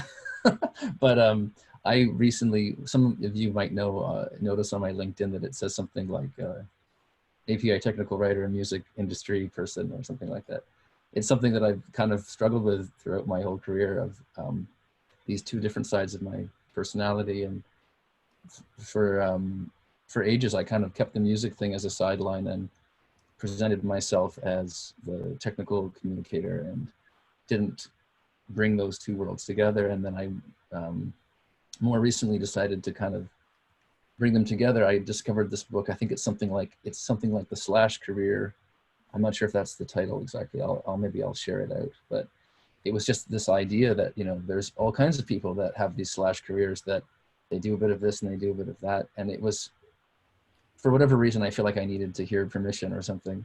And it helped me to feel like I could bring those things together in a way that was a well integrated kind of whole. And it may, in fact, and it's funny, you know, because given where things are at now, it may in fact be a desirable model to have, you know, to be wide, and but also have a few verticals. Having one is great, but perhaps it's not such a bad idea to have more than one. My personal branding that I put into the chat window talks about that. I'd like to add one more thing. I'm not going to tell you the whole story because it'd be too long. When I got laid off in the mid-90s, I could not find work as an engineer if my life depended on it. But a friend of mine had a booth in a home and garden show that sold Ginsu knives, where you demonstrate you can cut a hammer and then really cut a tomato. And I ended up touring the country for 9 months selling, demoing Ginsu knives. And who knew that that would have been a career enhancer? I learned how to do public speaking. I learned to ask for the sale. Here's a link to a blog post that I wrote on it. You guys can read later. Oops, that's the Google. Let me get this one. But you never know what you learn. Or sometimes everyone thinks our career goes from A to B to C. Nah, it goes A, Z, back to B, over to G, then to Y. So you never know what you're going to learn during this COVID outbreak, that it's going to help your career. How much time do we have left before we break out into breakouts? Well, I mean, I try to do my best to take the pulse with this sort of thing and see, because we don't have a, we typically have a speaker that has prepared slides. So, and that kind of tends to time box things somewhat. And then we have a bit of a Q&A afterwards. Tonight, however, we've only kind of touched on 2 questions. So we could keep going like this. We're getting up to 7:30, but my feeling is that we could continue on with some of the questions, and then maybe I'll put it out to the group. Why don't you guys put it in the chat window? Do you guys want to keep chatting out here? There is a question in the chat window. There's a question. Is there a question? Yep. Okay, Question great. is, how do you go about finding jobs that are remote and not location based? Again, my opinion is a lot of this is working your network. For example, because if you go to the Right to the Docs, the meetups and the conferences, and you get to know people in various places, or my conference, I know people all over. So if I have a technical writing job that could be done remotely, I go, oh, I know Elena, she's looking for something remote, and I hook them up. That job never gets posted. So one thing you can do is reach out to your network and say, hey, I'm looking for remote work. If your company's hiring, let me know.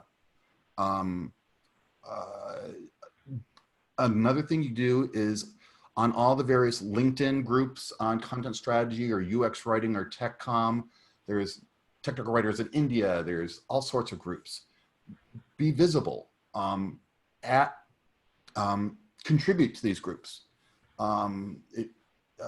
Or when people ask questions, offer them help.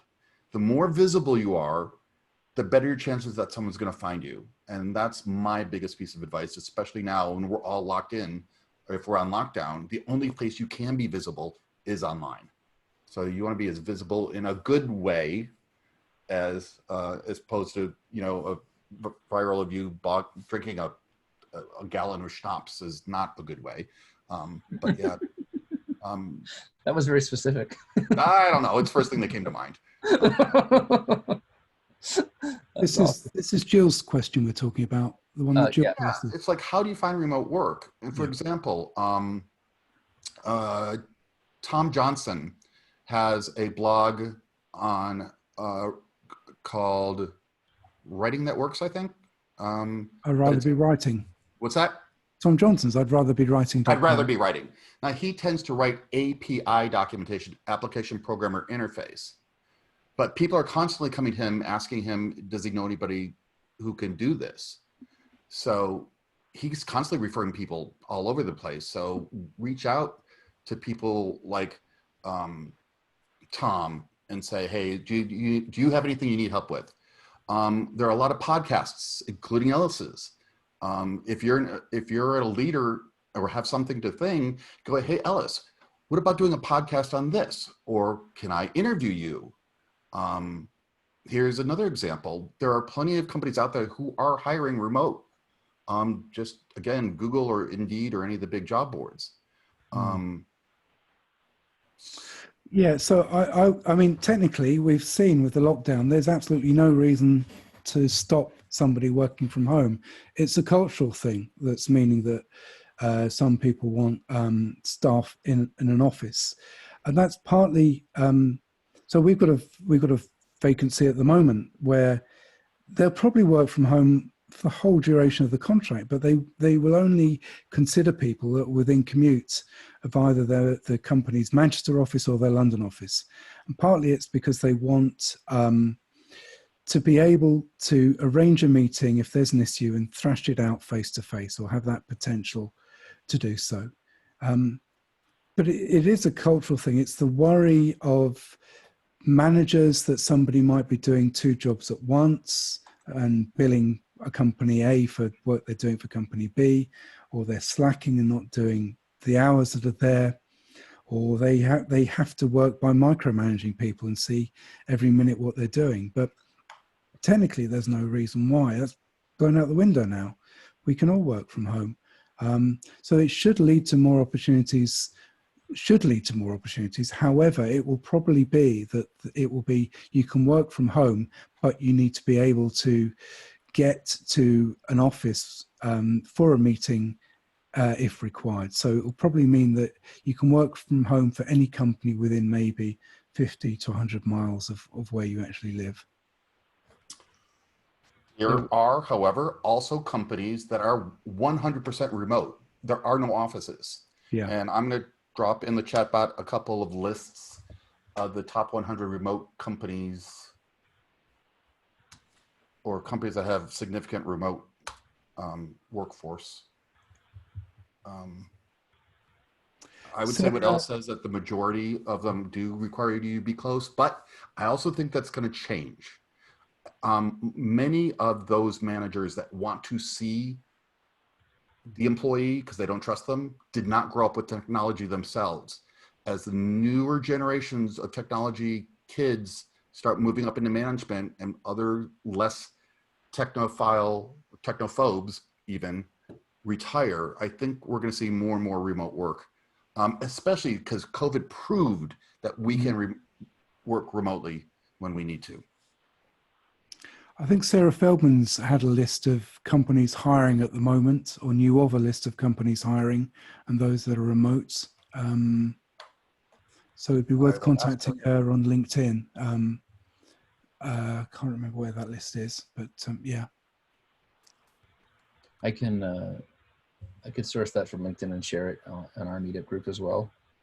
By the way, Sarah couldn't be here tonight, but she just got a brand new job last week based on an article that she wrote on LinkedIn at the last recession, however long that was ago, so 5-8 years ago. So here's a good example of her being visible. Someone read her article on advice on how to find a job when you're between jobs, and someone read her article and said, hey, we've got an opening you'd be great fit for, and they reached out to her. So she wrote a LinkedIn post on how to find a job, and she got a job as a result of it 5 years later. So Sarah was... That ship took 5 years to get back to port. So just think everything you write. And here's another example. A friend of mine who owned her own technical writing company, when she went to meetups, she didn't go to just tech writing meetups because everybody there was a tech writer. Well, who's going to need a technical writer? Software developers. So she went to software developer meetups, C++ user group meetings, and she handed out a card. Hi, I'm a technical writer. Hi, I'm a technical writer. Hi, if you ever need a software manual. And years later, people would go, oh, I need a tech writer. Go through, where's that technical writer business card that I stuck in my Rolodex? Remember Rolodexes 20 years ago. And she's been getting a job ever since. Again, you got to send out not one ship, many, many, many ships, because you never know when they're going to sail back in. So Sarah posted onto LinkedIn that she'd been laid off and that she was looking for an opportunity. And I thought I knew Sarah, and I knew she'd worked at LinkedIn.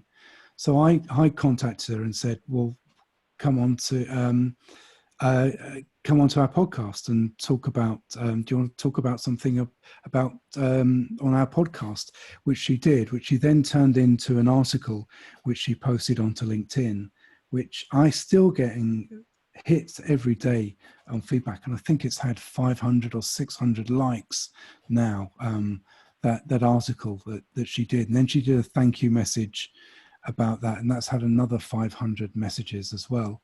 And I think part of the reason why she's got a new job so quickly, as well as having a big network and putting those seeds in the ground a long time ago, is that she showed a little bit of vulnerability and actually saying, I need help. I need I'm looking for a job. And that helped people be aware that, okay, let's see if we can help her. So I think you need to avoid sometimes putting a front on when you actually do need help, but also not come across as too desperate. I think part of her success is that she was honest to people, and then that gave the impetus for people to think, okay, well, let's see if we can help them out. I posted a link to Sarah's LinkedIn profile in the chat window. Yeah, it's such a fascinating topic. I think the whole topic of vulnerability, and it's something that it sounds good, and it's something that I think organizations they like to talk about vulnerability, and then sometimes you hear all this talk about being vulnerable, but then you're in business situations in an organization where you feel like you have to be guarded, and you learn about what kinds of limits to vulnerability there may be, and then upon further reflection, how many of those things may be wrapped up in your own psychology as well. And I've just kind of noticed that in myself, if I might just have a little personal aside here, in terms of my comfort level to being vulnerable in the workplace and showing that I don't know everything all the time, and being comfortable with just sort of putting that out there, and seeing what comes back. But yeah, that's a hard one to get right. Not coming off too needy, but also coming off as genuine and willing to ask for help when you need it. I think women are much are much better at doing all of that than men are. I think they've got much more experience and knowledge of getting it right than us men. Perhaps there's an element of socialization that is involved in that. Something that I've reflected on recently. Well, that's wonderful stuff, guys. There was something that came up that seemed to hit on one of my questions. I'm just trying to remember which one it was. While you're looking at that, Andrew, I'm going to add to everybody listening in to speak at conferences. You should speak at Write the Docs, or the STC Annual Summit, or Confab, or any of the other content-related conferences, or my conference, because I take first-time speakers. Again, you're being visible, right? So, if I need an API writer, Tom Johnson, or I need someone who specializes in accessibility, Shar James Tanny. I need a content strategist, Meryl Fernandez, because I've seen these people, I've met them. Even if it's a virtual meeting until things calm down. Again, the first place I go when I get a new job is the people I know. So the more you can work your network, the more visible you are, the more, I don't want to say famous, that's not the right word, but known. Visible, just leave it at visible. I would encourage people to speak at events. If you're introverted like me, there's a fear that everyone's staring at you, but the thing with the presentation is it's not look at me, it's look at this thing over here, look at these slides on the screen, aren't they interesting? So presenting is something introverts can excel at. And also you don't have to know, again, everything, because you can present on what you've learned, what you've discovered. That journey of going from knowing very little to knowing a little bit more. And you don't have to be the expert on everything, but just to be able to share, and here's something I learned, let's share it with you. And that can be a really good conference presentation itself. And a great way to learn self-awareness too. If you record yourself speaking, as I have done, and realize that there's some work to be done. But anyway, it's just practice. All good speakers are good because they practice. Winston Churchill had a stammer. He was a terrible speaker, but he practiced and practices and is seen now as a famous orator, but he was terrible at the beginning. So I feel like we've the last few talking points have kind of revolved a little bit around vulnerability and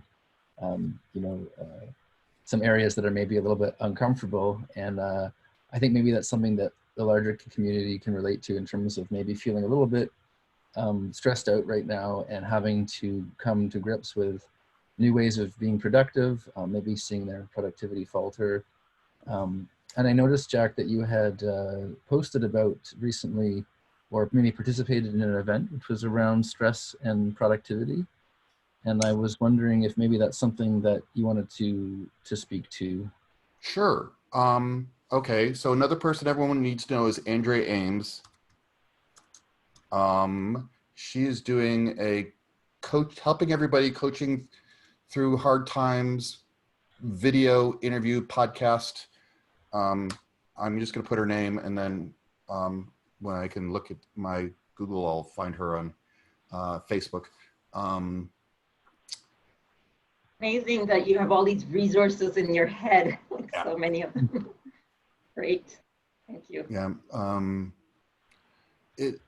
Oops, sorry. I sent that to, I need to send it to everybody, everyone.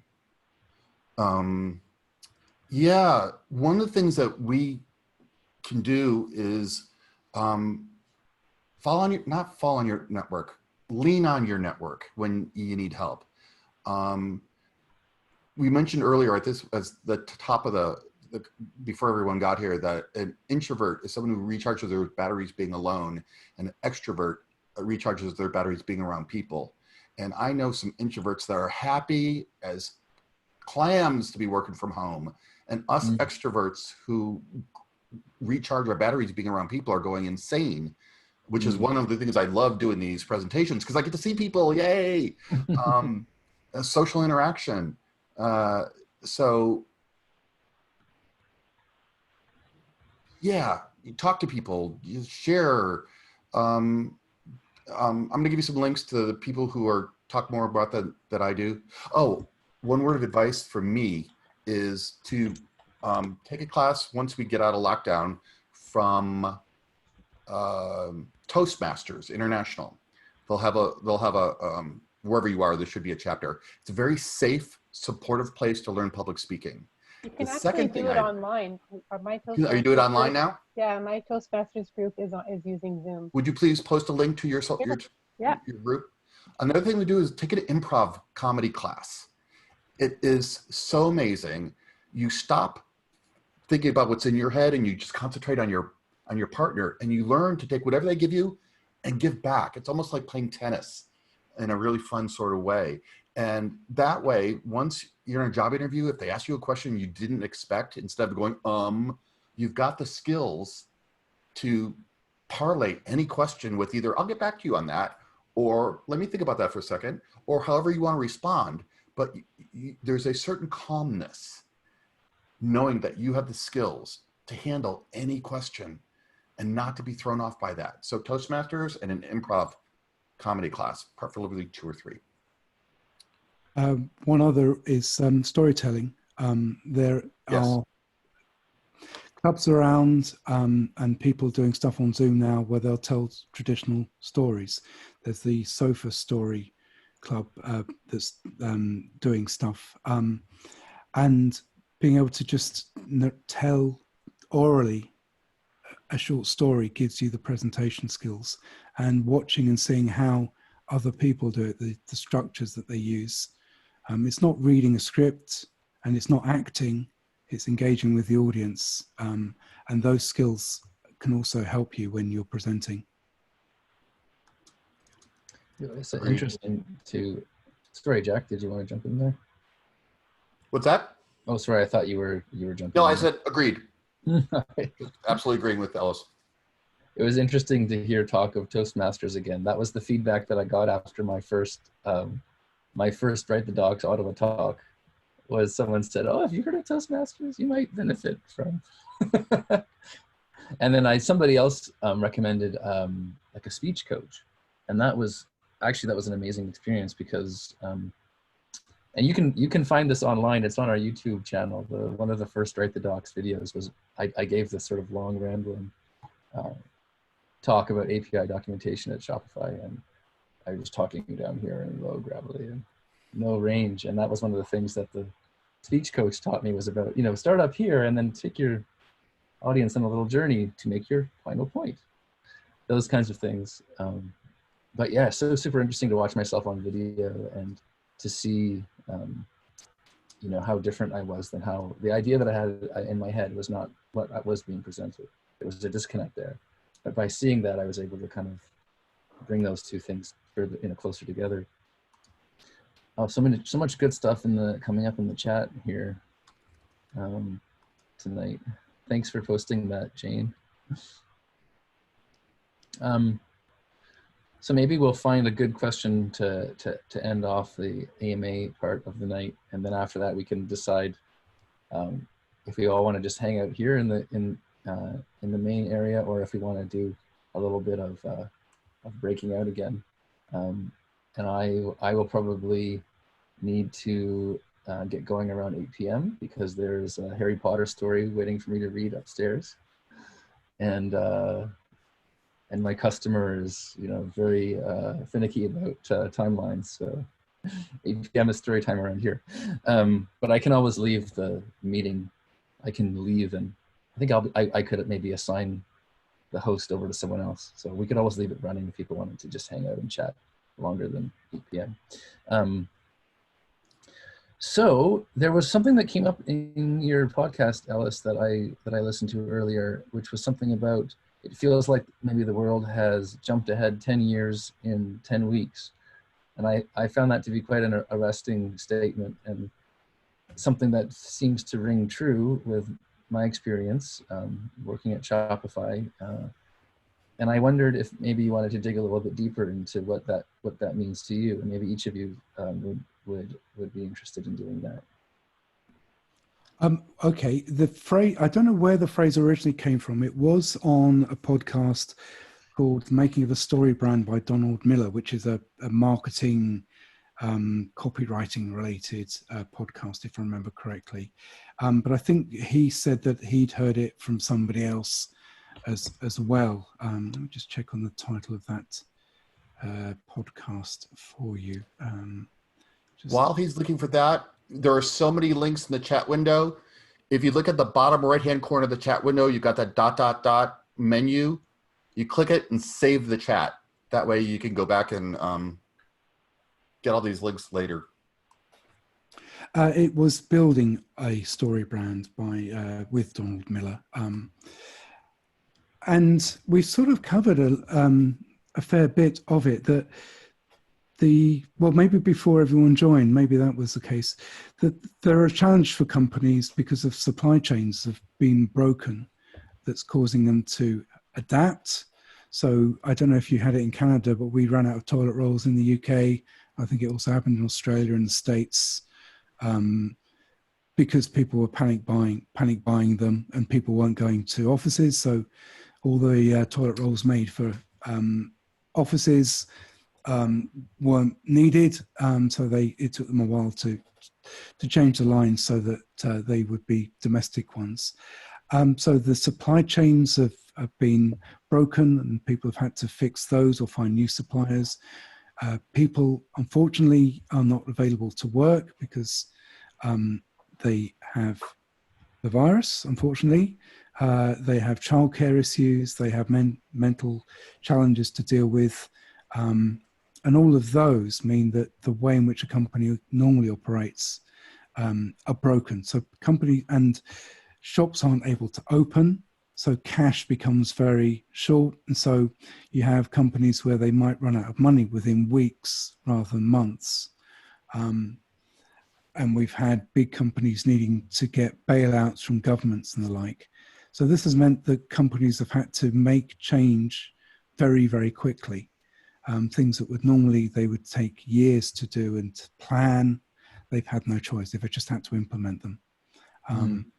And in that leads to a need to communicate those changes to staff, to stakeholders, to understand what's going on. So again, you were talking earlier about policies and procedures. There's a big impact internally on the policies and procedures change, or they need to be a discussion to devise what is the right way to go forward and share that knowledge and expertise. You've got the issue of knowledge walking out the door. And again, in this situation, the knowledge might not walk back in at certain times, so you need to capture that. And for customers, different ways. I mean, I've ordered an adapter, which means I can use a digital camera as a webcam, and the supplier had it as awaiting picking, which I thought meant, okay, it's in stock, they're waiting to take it off the shelf and send it to me. It didn't. They haven't got it in stock, and they won't have it in stock until the end of July. But the wording that they had for where it is in the system, it was terrible, wasn't clear at all. I've got some stuff I want a lawyer to do, and they're meant to send me a contract to sign to say, yes, we'll engage them.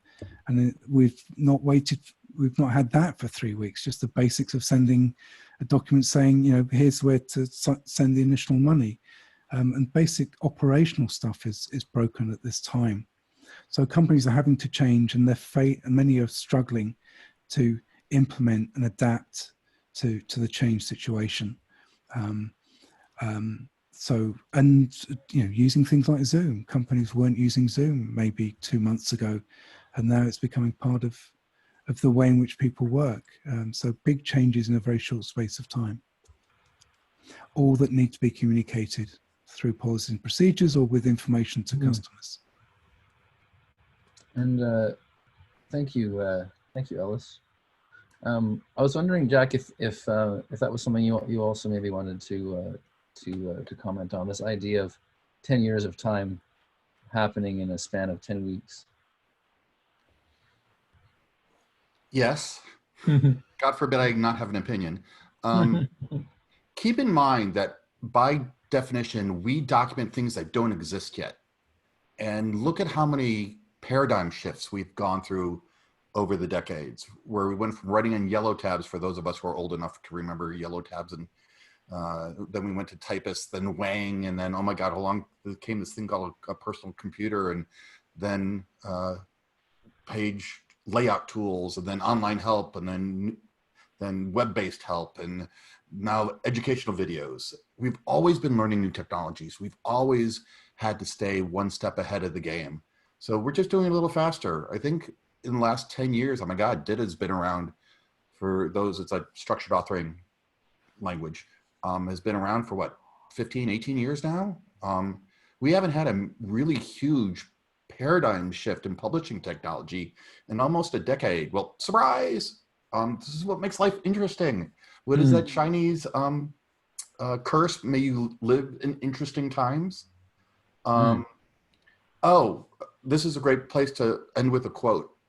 Alvin Toffler, who is a futurist, says, "The illiterate of the 21st century will not be those who cannot read and write, but those who cannot learn, unlearn, and relearn." And I absolutely believe that. So this is definitely the time to practice unlearning and relearning, and have fun while doing it. When we went into lockdown, California, when I'm in California, I went into lockdown almost 2 weeks before the rest of the country did.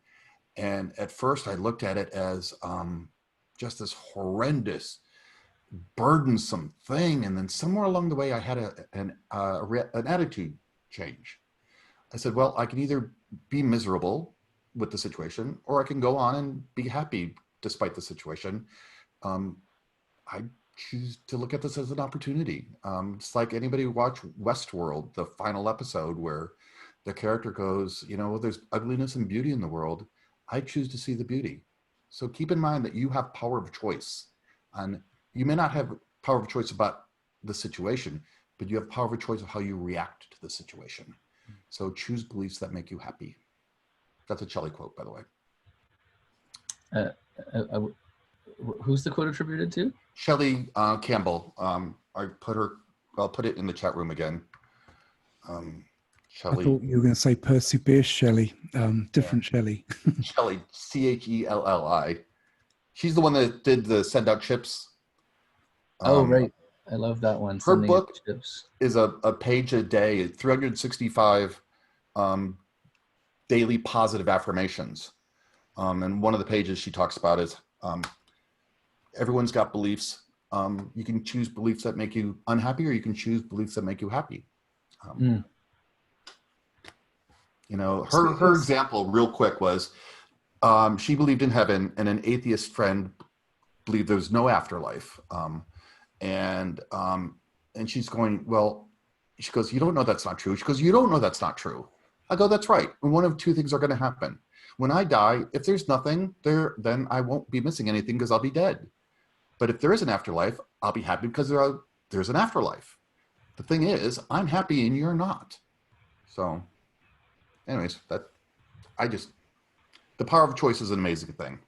That's the only problem with that, is that you can't make yourself believe in certain things like an afterlife if you don't already believe in it. So anyways, that's not the point of the thing. There's the serendipity poem or something. Be grateful. I can't remember what the things that I can't change. The power. That's the one. Yeah. Yes. Serenity Prayer. Serenity Prayer. Yeah. Yeah. Well, that is an interesting thing in the context of the amount of change we're being asked to process so quickly. And, you know, we were having a great discussion in the breakout room with Cheryl about, you know, Shopify's decision to not go back to offices. And, you know, we had a very stimulating office culture, and I know that I've really been struggling with that decision. I think I kind of got to a point though where I thought, well, you know, I feel like it's unreasonable to ask a person to try to get to the bottom of so much change in such a compressed period of time. And so rather than, you know, my mind, I have maybe a bit of a bad habit of trying to process through everything and come up with conclusions and try to understand everything in real time. And I feel like there's been a bit of a loosening of that within me recently, where I'm like, you know what, I'm going to let this processing take some time. And a good coping mechanism is not try to do everything at once, because then you feel overwhelmed. Pick one thing, do it and do it well, and then go on to the next thing and do that. And eventually you're going to, you know, fight the fires first, and then everything else will fall into place. This is the problem with that though, is that I want to know how all the things interconnect so that I can do the one that has the highest priority. So hence the lists and the lists and the lists. Yeah, maybe there's a whole other meetup we can do about time management and how to do that without wanting to jump out a window. Yep. Yeah, but that's something that, you know, it's interesting because people have been talking, you know, I've heard this a lot, you know, we seem to be so busy all the time, and, you know, we're all just struggling to keep up. And it was something that I sort of could relate to, and it sort of resonated with me, but I also feel like that gets into the discussion around boundaries and having good, healthy, you know, digital boundaries in your life about how you engage with social media and that sort of thing. And, but this experience of being in lockdown, and maybe this is in context of that phrase, 10 years and 10 months, this is when I am feeling that it's moving fast, and that I'm feeling a sense of overwhelm that I can't really keep up with it all. And I think, you know, we've probably already touched on this maybe with the question about stress and productivity, but, you know, I have all of these sheets of paper here. This sort of comprises a day's worth of jottings, you know, and this morning I was looking at it and I thought, oh, I don't like this experience. There's too many things written down on these papers. Well, if you are confused, that is a sign that your brain is recognizing that what you believed before was incorrect, and it's trying to take in the new information and make sense of it. So when you are getting a new appreciation of the world, you often go through a stage of confusion and stress, because you just realize that your worldview needs fixing. So it's somewhere to get and accept it and know that it's part of the process. Yeah, somebody mentioned the 5 stages of grief when it was mentioned when Shopify made that announcement. Actually, everybody has to go through their own sort of personal version of that. And I don't know exactly what the 5 stages of grief are, but I can almost feel it happening. Like, wait a second, I think that is what's happening to me right now.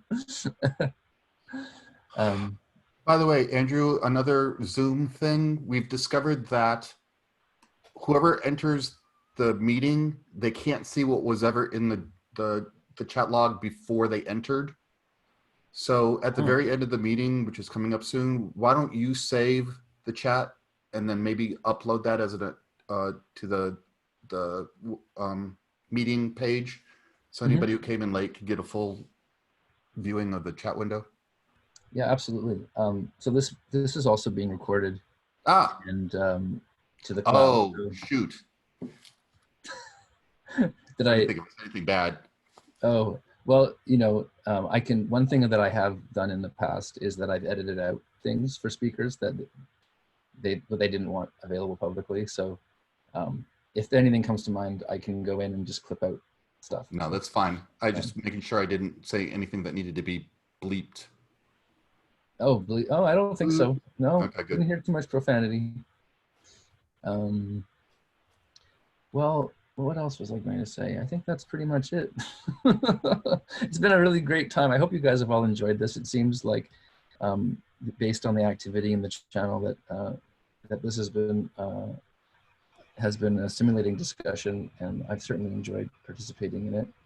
And we are a little bit over time now, and like I said, I'm happy to keep the meeting going for a little while longer, and then when it's time for Harry Potter, I'll probably leave the meeting, and it will probably ask me to assign it over to somebody else. But we can always cross that. Yeah, I've got to drop off for another meeting after this as well. So here, I'm going to put in my contact information just into the chat window. I am more than happy to connect with people on LinkedIn, send me your resume. If you had a question you didn't want to ask in public, go ahead and shoot me an email. Thank you very much. Yeah, thanks a lot to our AMA participants tonight. Again, big thanks to Jack and to Ellis for doing this, and thank you guys for your participation and being here for these meetups. I always get a lot out of connecting with everyone. So. Thank you for inviting me. And thank you as well. Yeah, it was great meeting you guys. I got my social interaction today. Yay! Yeah. All right, everybody. Have a great night. I'll hop off as well as it's 1:05 here. So thank you good to sort of see you all. Thanks, Ellis. Okay. Have Cheers. a nice Cheers. Bye, Jack. Bye.